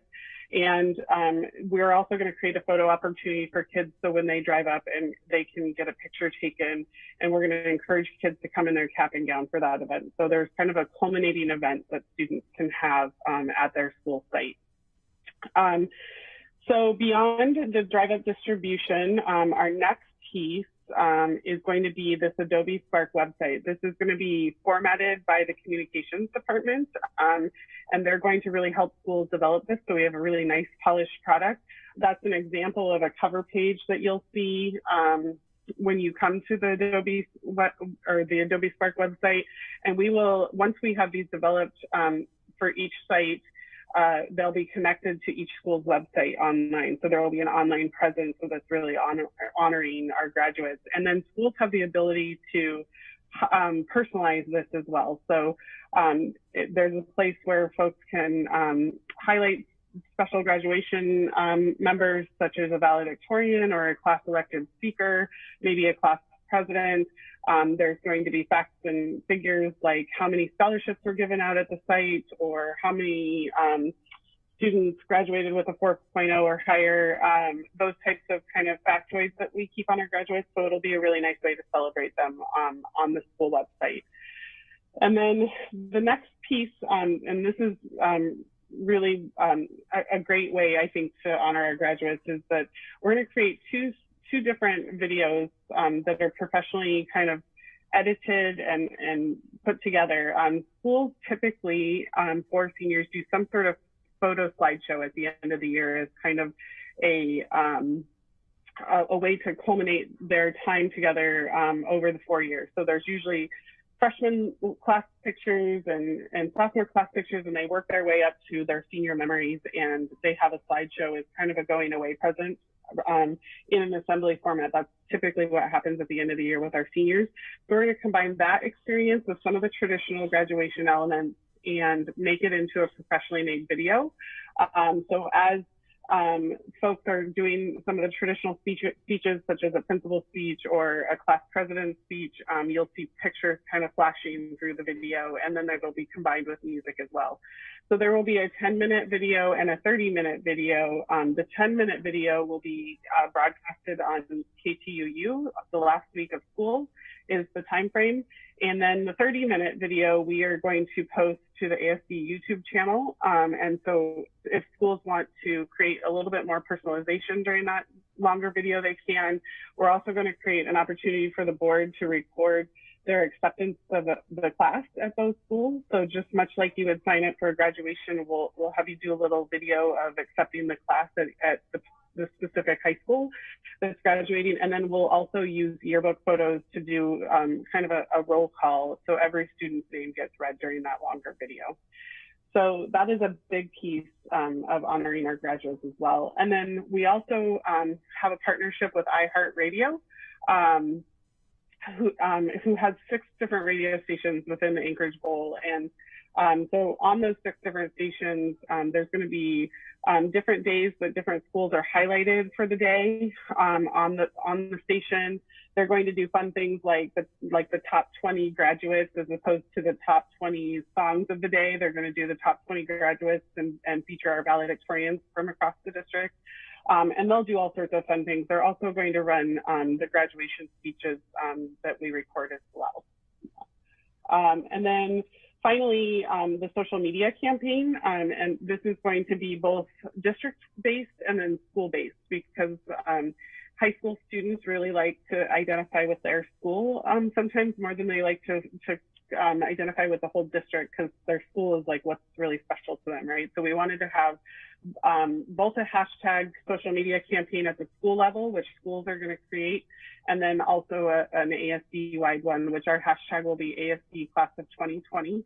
And then we're going to do fun things to have a presence in social media, such as picture challenges where kids can take pictures and then attach it to the hashtag. We're going to post information about valedictorians and other special members of the graduating class. And then we'll just do all sorts of fun things with that at a district level as well on Facebook, Twitter, and all of our other kind of social media platforms that we utilize.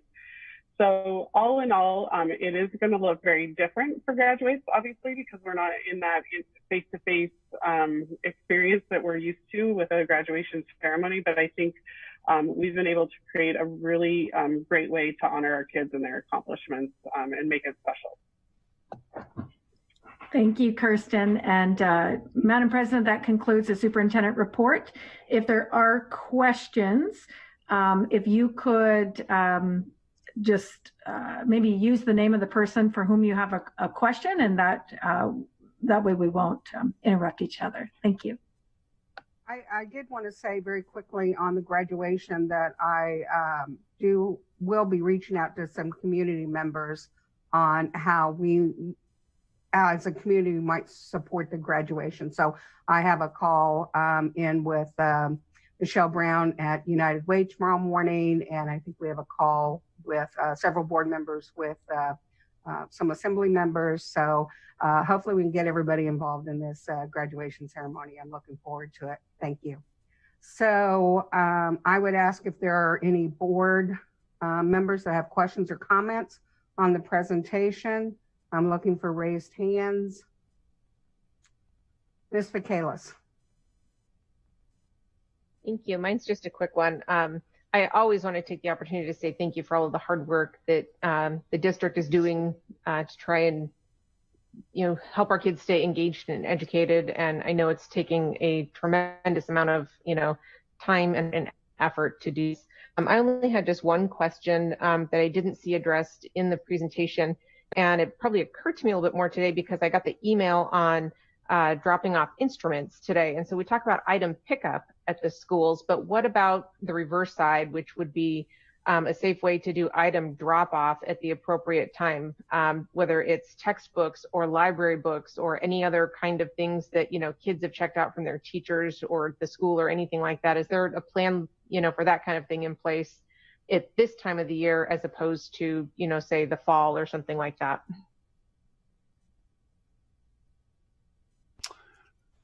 This is Mark Stock, and the answer to that is yes. There is a plan, and they're working it right now. And Holly Zumbro and Kirsten's office is taking lead on that, working with the operations department, and also with Bruce Wood. And that whole team is putting together a very detailed plan regarding everything from instruments to lockers to gyms to everything to cubbies in the elementary school and all of that. And yes, there is a provision being made. Now, the drop off for other things like books and things like that, I haven't heard the detail on that, but they are working that plan right now. Okay, are there any other, I don't see any board hands up, so I'll wait a few minutes and I'll ask my question. So Sonia Hunt, you talked about the calls you're getting and how those are mental health service calls versus tech calls. I'm just wondering, with mental health, how many calls are you getting there in reference to mental health versus the technical questions? Thank you, Madam Chair. The mental health would be about 15% of the calls. Okay, thank you. Yeah, I would say 85% are the digital technical part. Okay, thank you. And I see Ms. Bellamy, you have your hand up.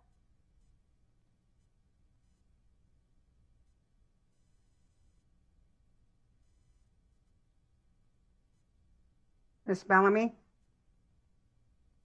Sorry, forgot to turn my mic on. Thank you, Sonia. Can you explain how the 742 helpline is kind of coordinated with programs like Indian Ed, migrant education? How are you guys or is everybody doing their own thing, or are you kind of doing the help, the COVID help thing for the whole district? Or Thank is there you, any coordination? Thank you, Member Bellamy. So at the onset of the project, and there are checkpoints. As a matter of fact, we had one on Monday morning. It's a multi-department collaboration. So to be able to even talk about the types of resources that we wanted to provide families, it was just good to get a cross-sectional input on the calls, the types of calls that different departments were receiving, to determine the types of services or the types of resources that we would offer. So this was in collaboration with particularly Diane Lemon of counseling, Paula Patterson in special education, David Mayo Kelly from CIT, Doreen Brown from Native Education and Migrant Education. So it's been a collaboration just to make sure that we are meeting the multifaceted needs of families. Thank you. And I do want to thank you also for sharing the 742 help information with Community United, because they had some information that wasn't quite right, but you were able to lead them in the correct direction. So I appreciate that. Madam Chair, can I ask one more question for Mr. Tieford, or do you want me to wait? I'll wait. No, I don't see any other hands up, so go ahead, Okay. Ms. Bellamy. Okay, Matt, thank you for your updates. My question has to do with the training agenda for the substitute special ed team.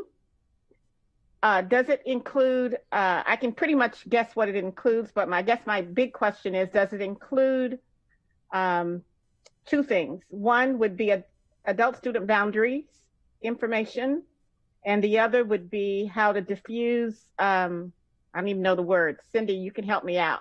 How to diffuse, misbehavior.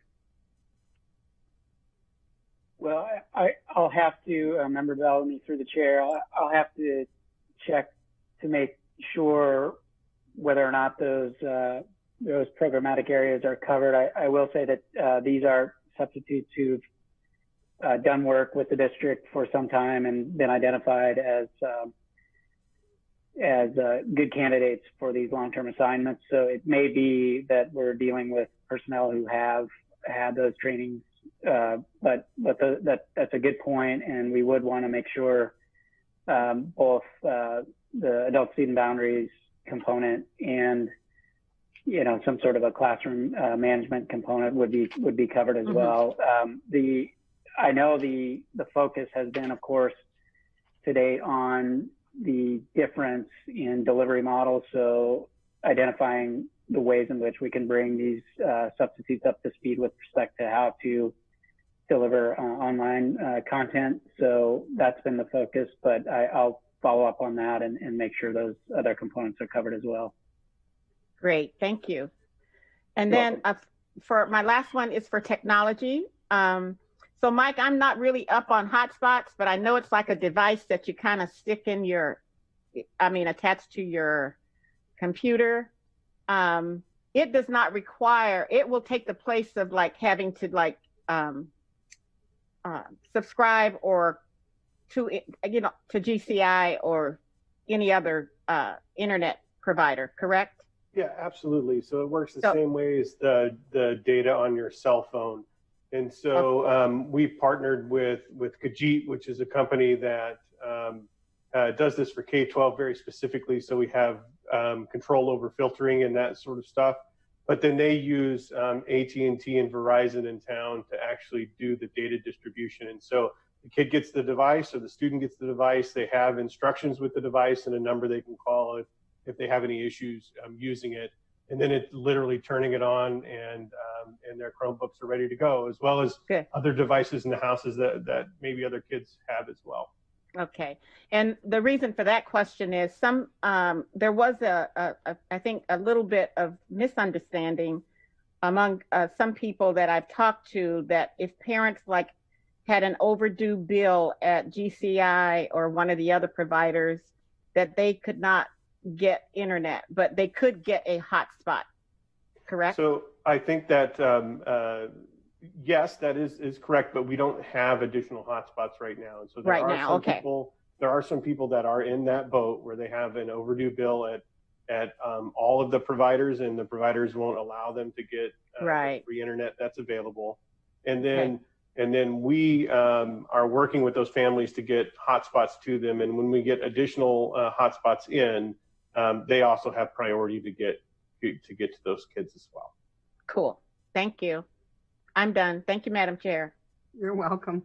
I don't see other hands, but I do have another question, and that's for Cindy Anderson. How many SPED packets have we been able to deliver? Are there more that need to be delivered, or are we pretty caught up?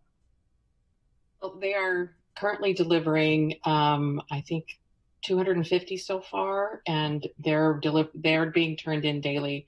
So I think they're doing about 50 every 3 days and mailing those out and trying to keep up with the new ones that come in. So they're coming in sporadically, and I don't think there is a backlog right now. Okay, great. Thank you. And since I don't see any other hands, I'm going to ask one more question, and this is for Jim Anderson. And Jim, even though you state that right now we look good as far as, where we are with our fund balance and that sort of thing, the unknown is what's going to happen and how much it's going to cost us as a school district to provide the resources that we're going to need for our students that we haven't been able to reach, or even the ones that we have reached, to get everybody back up so that our gap doesn't widen, but that we keep students moving forward and get them caught up where they need to be. So given that information, would you say, yes, we look good right now, but when we start looking at summer school, that could be a different, there could be a substantial cost to having resources available in our schools for one-on-one for those students and such things like that? To the board president, when I look at the available federal money that's probably coming in, and you're looking at $8 to $11 million, not counting the emergency K-12 money, which is a little bit smaller pot that we may have access to. One, we're very fortunate that we budgeted all of next year with not receiving additional money, and now we're going to receive really a rather substantial amount from the federal government as passed through, similar to the ARA grant to the district. even if we had a super summer school, a summer school that was epic and beyond anything we've ever done, I still feel comfortable that with the additional money right now, we're going to be in a good position because we're not going to create a program that we can't afford.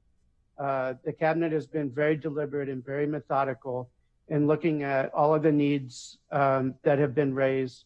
And Dr. Bishop has done a good job weighing and prioritizing those to make sure, one, as evidenced, we're about $1 million deficit if you look at expenses and revenue, and we're still going to finish about 10% fund balance at the end of the year. So I'll defer to Dr. Bishop, but she's been very methodical in assuring that we can afford a program before we implement it.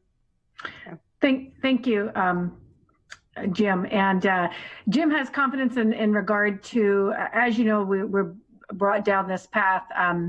We created a budget that had some significant reductions in it, and then we passed that budget with those reductions.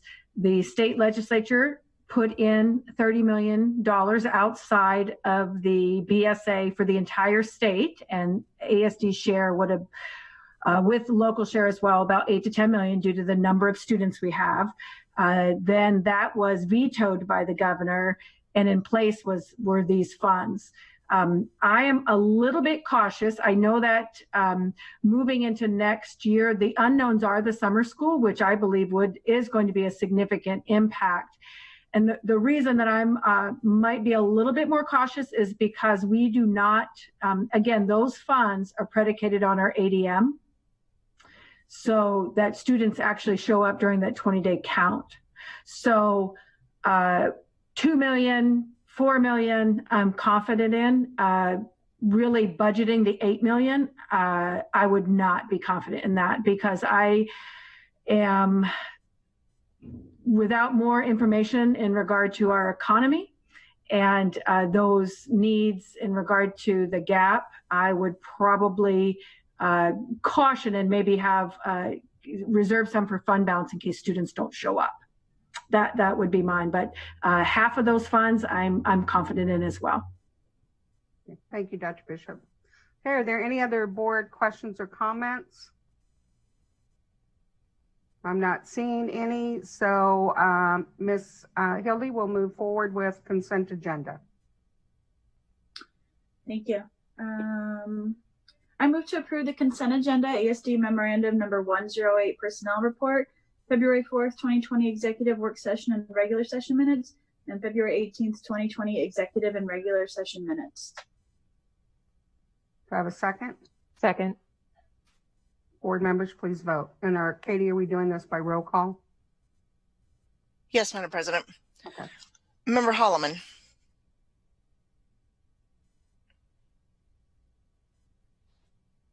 I can come back. Member Marset?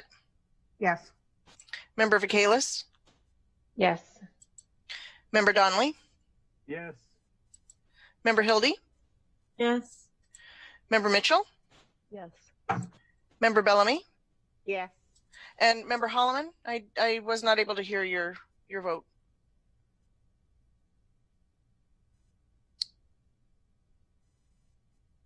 Mr. Holloman, are you there? No. There he is. Okay. Is it? I can see your video, Member Holloman, if you want to give me a thumbs up or down or however you'd like to vote. This is for the consent agenda. Thank you.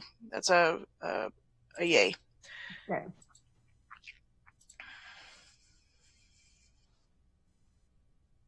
And the consent agenda passes with 7 yeas, 0 nays. Member Marset, we do not have anyone signed up for telephonic testimony on action items, only the written testimony that's already been posted. Okay, great. So we can just move forward then with, I won't even read the statement. Ms. Hildy, if you'd like to go ahead and move forward. I move to approve ASD Memorandum Number 111 and authorize the superintendent to dispose of the listed surplus property by sealed bid sale, public auction, or other means as practical, in accordance with Board Policy 3270, sale and disposal of books, equipment, and supplies, personal property, and Administrative Regulation 3270, sale and disposal of books, equipment, and supplies, personal property. Second. Okay. May I get a confirmation of who seconded that? Elisa. Thank you. Okay, and are there any board comments or questions on Memorandum 111? Okay, seeing none, board members, please vote.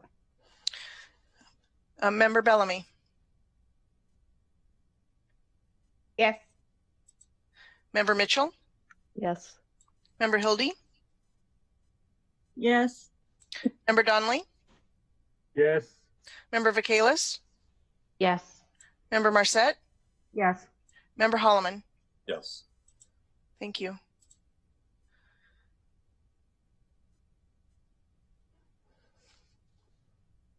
And that Memorandum 111 passes with 7 yeas. I move to approve ASD Memorandum number 118, interfund transfers of funds for major maintenance projects totaling $2,618,000 as listed below. Second by Board Member Vacalis. Okay, any board members have comments or questions? Not seeing any. Board members, please vote. Member Donnelly. Yes. Member Hildy. Yes. Member Mitchell. Yes. Member Bellamy. Yes. Member Holloman. Yes. Member Marset. Yes. Member Vacalis. Yes. Thank you. And that Memorandum 118 passes with 7 yeas. I move to approve ASD Memorandum number 120 and authorize the superintendent to use approximately $3.3 million of the new federal stimulus funds included in the CARES Act to reinstate health teachers at elementary schools for the 2020 through 2021 school year. Second. Okay, are there any board comments or questions? Okay, well, we'll let Ms. Hildy go first. Oh, thank you. Yeah, we've gotten a lot of emails about this, a lot of requests. Some of it talking about middle school, some saying we're losing SEL, and some specifically asking for CARES funding for it. So I just wanted to first make sure we clarify that the board voted to not have dedicated, like, specific elementary health teachers this fall and going forward, but to retain the curriculum. And I've heard from people, oh, we're getting this CARES money, let's use it for health teachers, but this isn't ongoing money. So I'll try to be very short. So at this point, I'm not comfortable. I don't have enough information to start spending money until I know what our expenses are.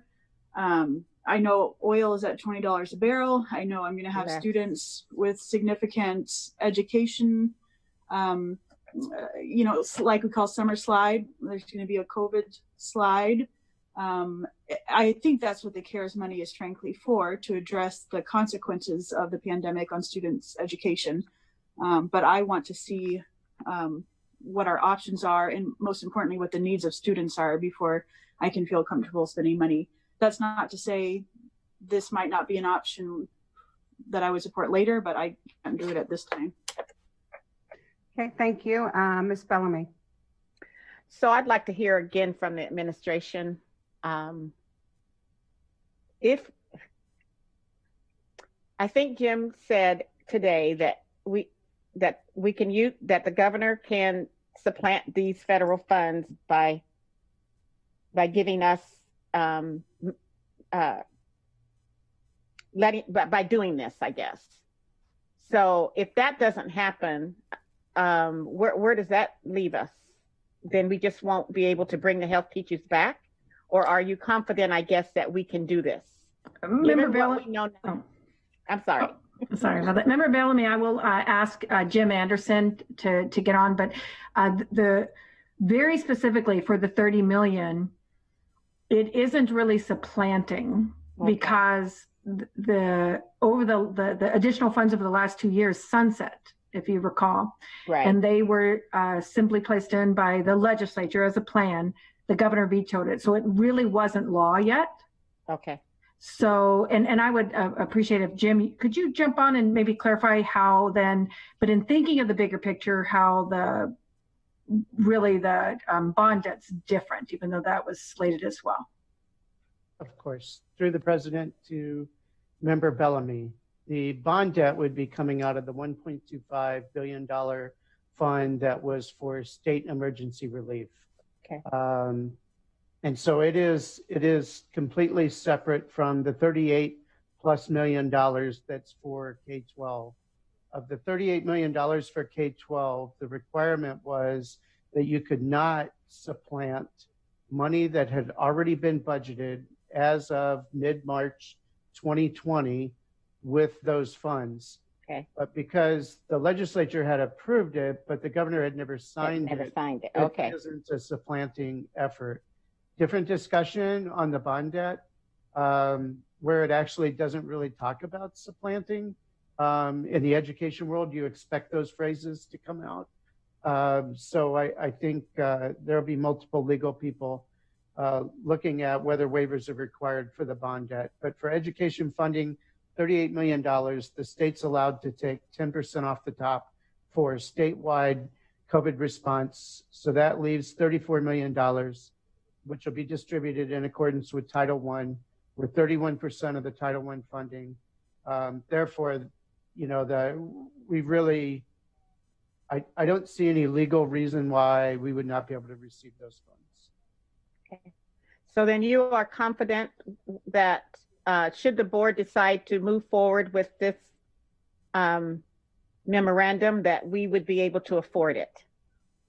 Well, two answers, really. The beauty of this is if the CARES Act all fell apart, this whole memo is completely dependent upon that. Exactly. So the health teachers wouldn't come back, and it wouldn't really even be a discussion. It would go with the originally approved budget. Okay. Do I feel comfortable with a little over $3 million out of 8 to 11? Yes. And Okay. and as Dr. Bishop had pointed out, beyond that, I don't have a lot of comfort because I don't know what we don't know. Okay. Thank you. Ms. Michaelis? Thank you. I think probably most people on this board know that I tend to lean more towards the fiscally conservative side, and I always prefer to, you know, bank any additional funds that we get and stuff like that. I also don't like, much like Board Member Hildy alluded to, you know, spending money on a potentially recurring thing, you know, such as staff, which is why the components I want to have into this memo is that it is very explicit that this is for, you know, 1 year, very much the same way we did with the Ignite program. You know, we were very explicit. When we talked about reducing the elementary health teachers, it was being done as in a way, or in conjunction with redesigning how health was going to be delivered to the students. And our staff, our administration, our teachers, they have not had the time to work on that in any, you know, meaningful way at all whatsoever. I mean, this whole plan that we kind of had for it was, you know, kind of hijacked by the, you know, the whole COVID crisis. And I don't see, quite honestly, you know, coming up as we go into the future, that time would even be able to be realistically allocated. I can't, you know, speak for the administration in any way, but it, you know, is just watching how everything is going, I don't see how it would reasonably happen. When we're talking about health, you know, right now more than ever, you know, our elementary and our littles, they need that, you know, kind of instruction. And I can very easily, you know, imagine, you know, health teachers being ones to have some, you know, interesting conversations on, you know, these new health, you know, components that we now face in our community. When they do return to school in the fall, and I'm confident that they will, they need a stable environment, and to have, you know, any sort of a stressful change up any more than what's already been, I don't think is going to be good for them.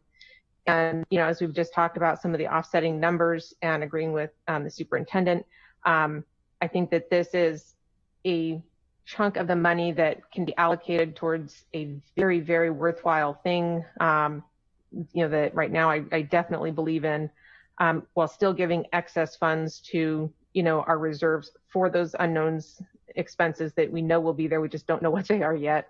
And so I've really had to think a lot about this and ask a lot of questions, and right now I am speaking in support of it. So thank you. Mr. Holloman?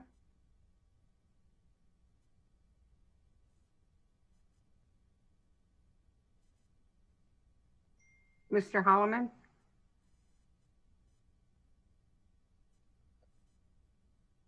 Okay, I'm going to go. President Marset, he had indicated that he was having some intermittent sound issues, so he might be able to come back in just a moment. Okay. Oh, there you are. Right at the end of Member Vacalus's, it burbled for a little bit and went silent.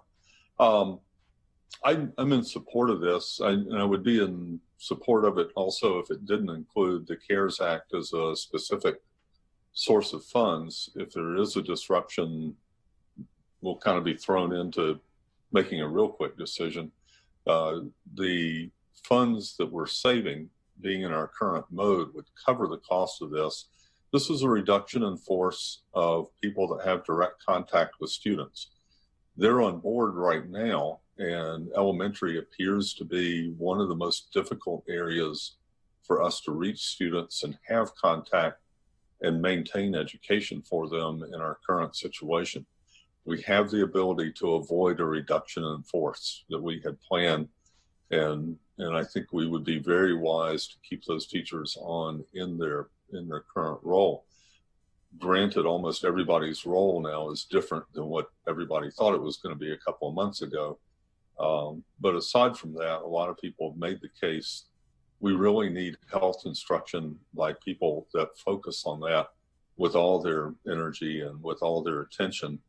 I believe it was very important several months ago. I believe it's more important than ever now. So we have an opportunity to avoid eliminating teacher positions. We weren't going to lay anybody off, and that's great, but we were going to reduce the number of educators we have working with elementary, and I will try to avoid that at any level, anytime I can. So I would urge people to support this.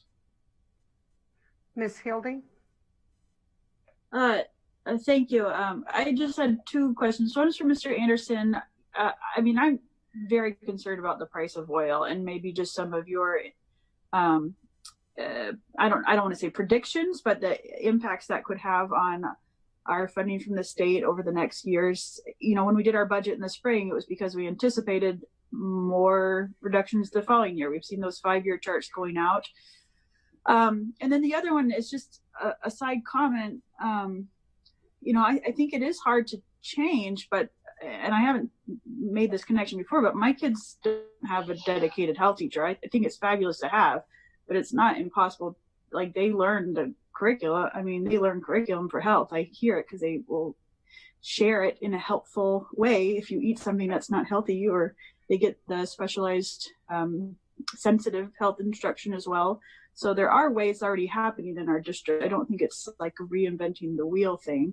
And I think it's done well. It doesn't mean it's better than having an awesome teacher who's super focused on it. But, you know, I've got the price of oil, 1 year of money, and significant widening of achievement gaps for students who I want to see improving dramatically.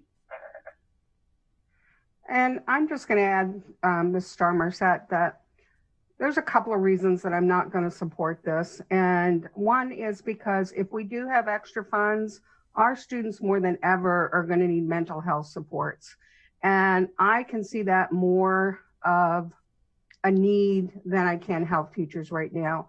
Our students are facing some pretty harsh things at home. Even my own grandson is facing some depression. Once this COVID-19 is over with, there's going to be a lot more kids coming to school with some trauma just with what they're dealing with at home right now. And that's not to say that we haven't already been doing that. And we know that we don't have counselors in elementary schools. And if we have extra funds, I really think we need to look at putting those to mental health supports in our schools. The other thing that I'm concerned about is the budget also. And Mr. Anderson, although I value your opinion, I also heard Dr. Bishop say she'd be comfortable with the $4 million and, you know, kind of relying on that. I do too worry about the economy. Just because we have some extra funds now, maybe, we don't even know that for sure. I think we need to be prudent. And if we do have funds, it needs to go to mental health supports within our elementary schools and maybe middle and high school, but definitely elementary, because that's where our greatest need is right now. So are there any other board comments or questions? Okay, seeing none, we will vote. Board members, please vote. You get my mic turned on. Member Donnelly. Yes. Member Hildy. No. Member Mitchell. Yes. Member Bellamy. Yes. Member Vacalis. Yes. Member Marset. No. Member Holloman. Yes. And that motion passes. Memorandum 120 passes with 5 yeas and 2 nays. Okay, we are, I believe, on non-action items. Is there anything anyone would like to pull from non-action for discussion?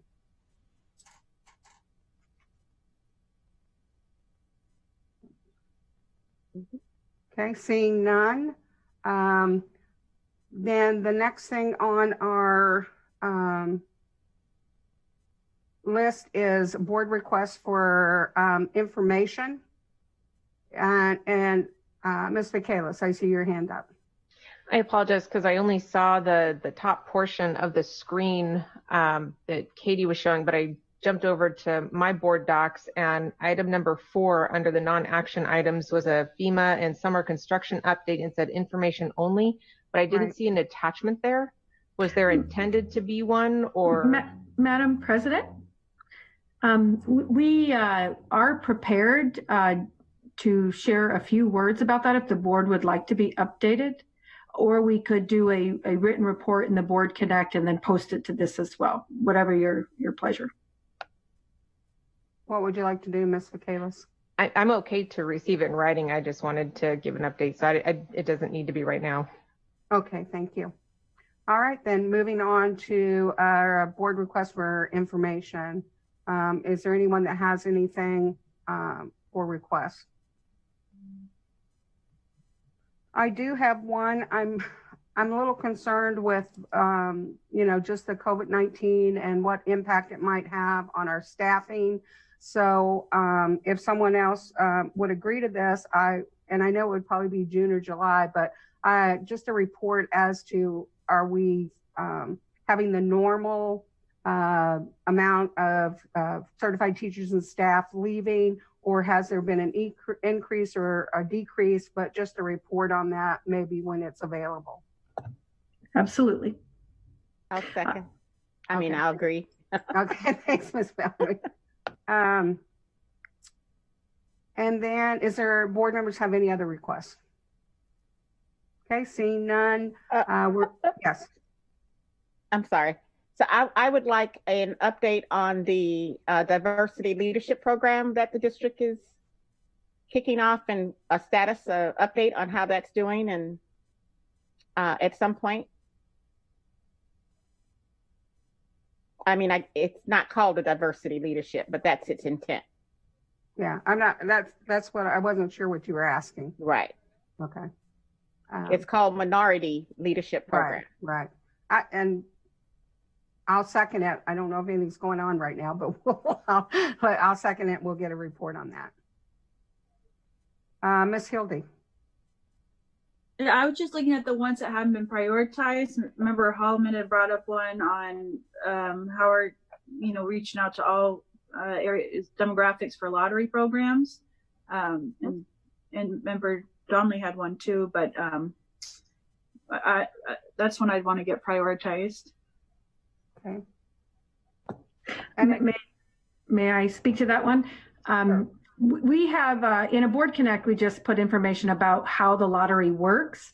That request really is in line with a guardrail that is in the strategic plan for which the board that we placed off. So we have not devoted any bandwidth to that, and would request that maybe we could do that, align that report and plans with the new strategic plan and guardrails as they're that's specifically stated. And I would think that would be okay. I know that you guys are meeting 5 days a week and even on Sundays. So prioritizing anything right now just means that it's going to be pushed back a little bit. But yeah, I would think if that's okay with other board members, I think given that during the time that we get together for our strategic planning and to confirm our guardrails would be a good time to do that. I know, Mr. Hallman, that's your request. Are you okay with that? He said yes. Okay. I have to do up this participant sign with the hand so I don't get to see the faces. Dina Mitchell, you're next. So this is not urgent at all. I just would like to have it on the list somewhere. I'd love to hear an update on the Educator Rising program. And then I just had a quick question. What is the date by which, I believe there's a date by which teachers need to let us know when they're leaving or when they're retiring. Is that correct? And when is that date? Through the president to Member Mitchell, there is a date and it's defined. They actually could wait, till June 30th if they'd like, simply because there's they can. You can let anyone know at any time that you want to retire. However, there is an incentive for notifying early, and that day did pass, but we've extended staff until May. But we'll get those details along with that report that Member President Marcette suggested, so we can include that in there to let you know, because things have changed in regard to this response. But we'll get you the date, but the date is an incentive for early notification. Thank you. All right, is there any other requests for information?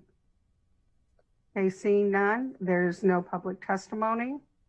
So we're going to move down to school board and administration comments and communications. And actually, I am going to go first on this. One of the things, everybody received calendars, I believe, on our, where we are in conflict with the municipality. And so for this next month, we actually, both of our May meetings on the 7th and the 21st are also in conflict with the municipality. I don't know if anybody wants to move. Was it May? Yeah, May 5th and 19th, sorry, is in conflict with municipality. And I'm not sure at this late date if we want to move those meetings, but I just want to hear from the board members and what your thoughts are on that. And there is only one date in 2021 that there's a conflict, and that is November 17th. So I'd just like to hear some comments on that. Ms. Hody, I know you had your hand up for something else, but did you want to speak on this? Sure. I think I'd be fine moving it, what is it, the 12th? And we had mentioned before, if it conflicted, we just go opposite. The idea being that all the other times, that's how it works.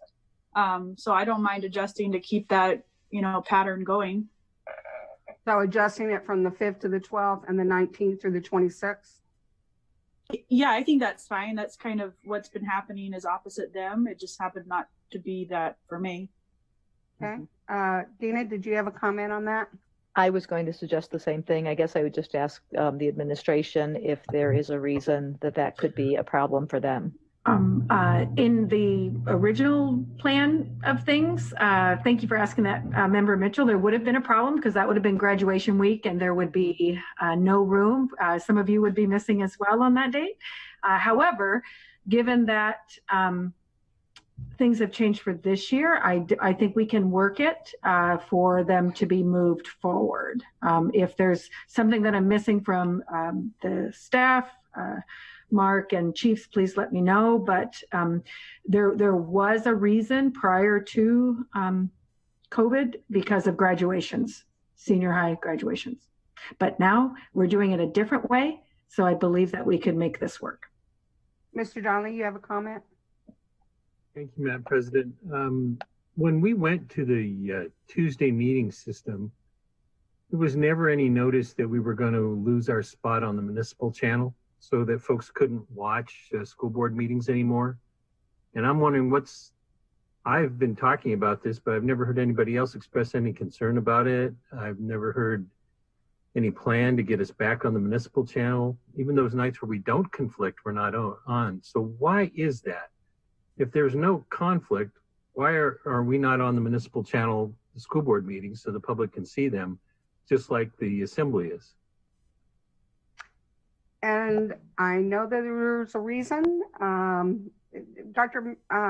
Bishop, is there a cost associated with that? That is correct, Madam President. I can get you those details. There was a cost, and similar to present time, people actually can tune in and watch. We can broadcast on the municipal channel if we'd like to when there's not a conflict, but we do also stream just like we are this evening on YouTube. So there's an availability for visible access. Okay.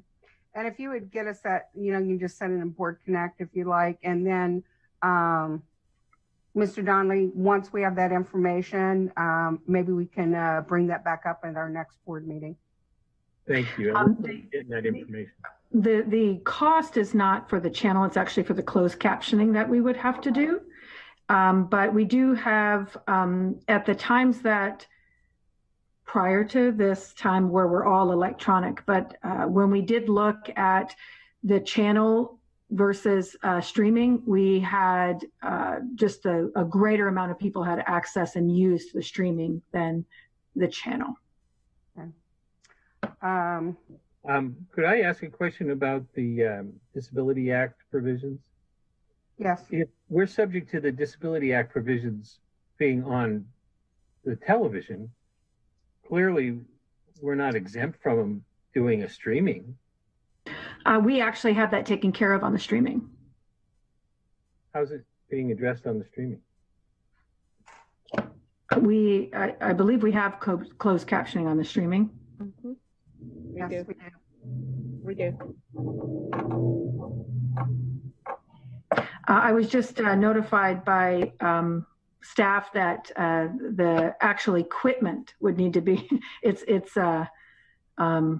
they don't actually have all the equipment anymore that we had to do it. So we would have to just put a little investment into capital as well. If you could just provide a written synopsis of what it would take and why. I know board members actually were in favor of not doing that. But if we can just revisit that and provide something in Board Connect, Dr. Bishop, I'd appreciate that. Okay. And Madam President, another thing on the calendar is, and if there isn't a concern, we wouldn't have done the 25th anyway, but because it's a Monday, but that is Memorial Day. So if we move it to the 26th, it's just the day after Memorial Day. I don't see a problem with that, but just wanted to notify the board of that for Okay. May. And Ms. Bellamy, you have your hand up. So just out of just a clarification question around graduation, I know that I mean the plan. I heard all the plans. Do we have a role in that? And we'll learn about that later, right? I mean, or not. I mean, I'm just trying to make. Through the president to Member Bellamy, yes, the schools in your areas that you are representative for, you generally go to those graduations, and I would present the class to you on the video, and then you would accept the class. So you would be making a statement. Okay, thank you For those videos, yeah. Thank you. All right.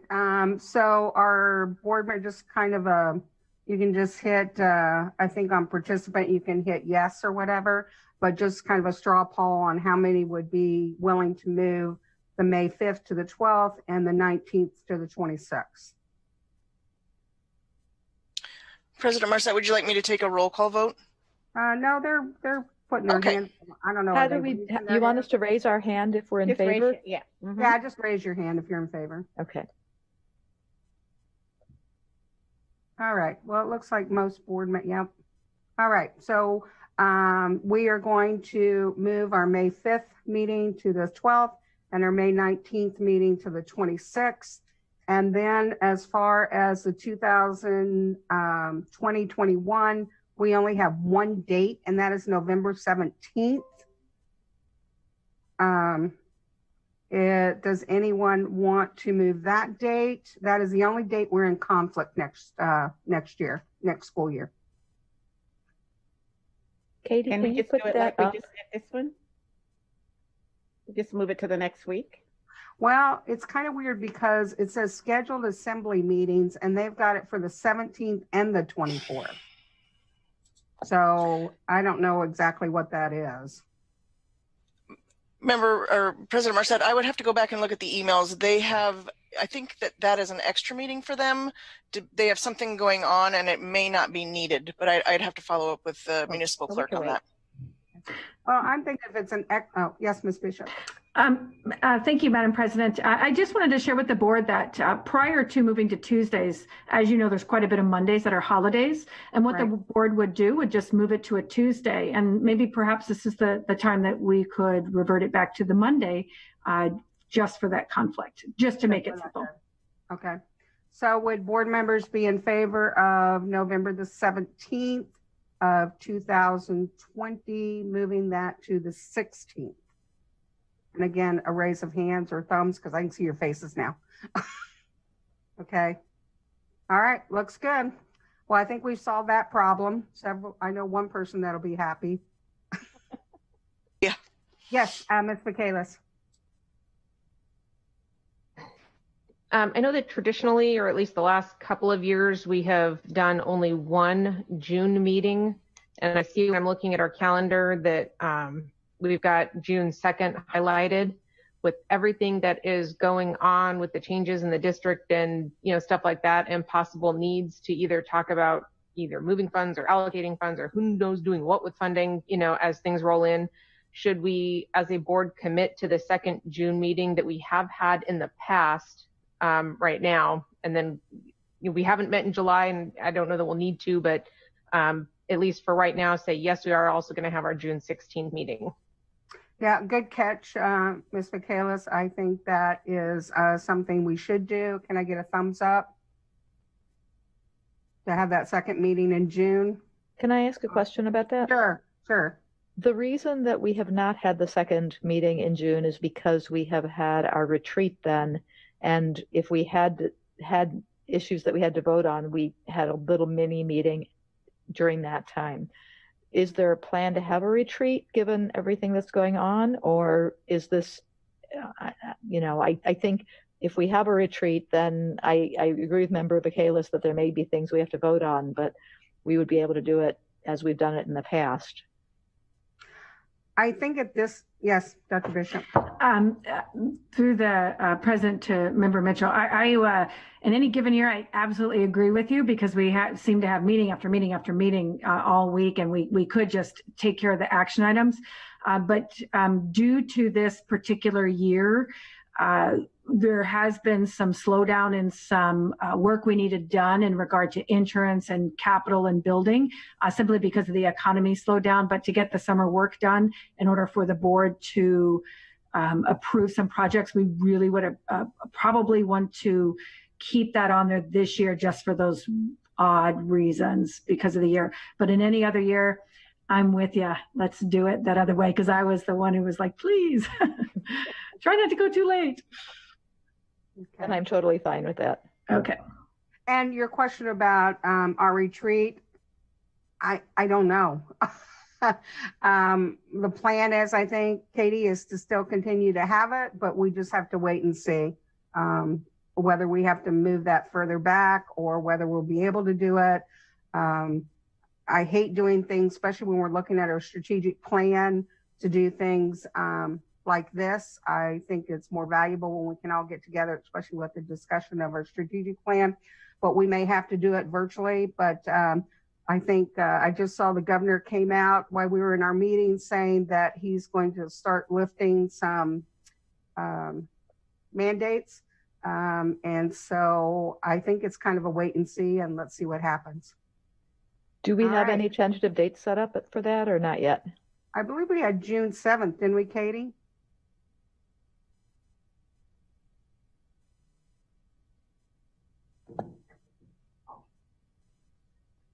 Sorry about that. I muted myself. I don't have the calendar with that pulled up right now, but if you give me a minute, I could.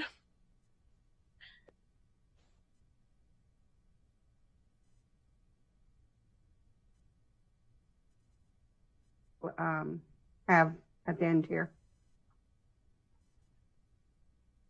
Okay. Ms. Hildy. Thanks. I thought I had my hand up. I just wanted to say two things. One is AASP. They've been sending out a lot of really good webinar links. So, I know a lot of our teachers and TAs are doing continuing ed. And I did one from April of this month that was just a really good reminder of some of the things we've been working on. And then I'm working with AJ and a bunch of other people in Council Great City School Districts because there's a school district that wants to improve. And so we're going to do time audits for them. And their board's really excited about improving and brings out just a little bit of competition in me. So it's very exciting to see us continue to work toward improving, modeling that continuous improvement, and even in the midst of, kind of changes and uncertainty. Okay, thank you. Anyone else with comments? Okay, do you have that for us, Katie? Yes, we had planned, well, we have a joint meeting on the 12th. We'd planned on a half-day training on the 12th of June and then the 13th as well, which is the Saturday. Right, all right. Mr. Donnelly, you had your hand up. Thank you, Madam President. I just want to go back to the question about some minimum expectation from our instructors as far as time with their students during this period where we're doing it by internet. I really think that's an important accountability factor that we ought to have throughout the district. I'm concerned that if you don't have at least a minimum expectation, that you're going to have very disparate and unfair differences between what one classroom is going to get and another classroom is going to get. So I would strongly encourage the administration to adopt at least a bare minimum for our instructors, because our kids deserve that. Okay, thank you, Mr. Donnelly. Any other, Ms. Michaelis? So we just moved our meeting from May 5th to May 12th, and usually that first week, and it specifically would have been, or well, it still is, but would have given us opportunity timely. That's Teacher Appreciation Day. And right now, I'm not just missing my own kids' teachers, I'm missing all of our teachers in our district. And so even though I'm sure we will probably all come out in our own ways and, thank teachers and stuff like that for all of the hard work that they are doing, I just wanted to come out and say thank you for everything that you're doing with my kids, your own kids, with, keeping yourselves healthy, everything else. And just, I can't say thank you enough. And I look forward to that first week of May, still communicating that directly to the ones that I care about. Thank you.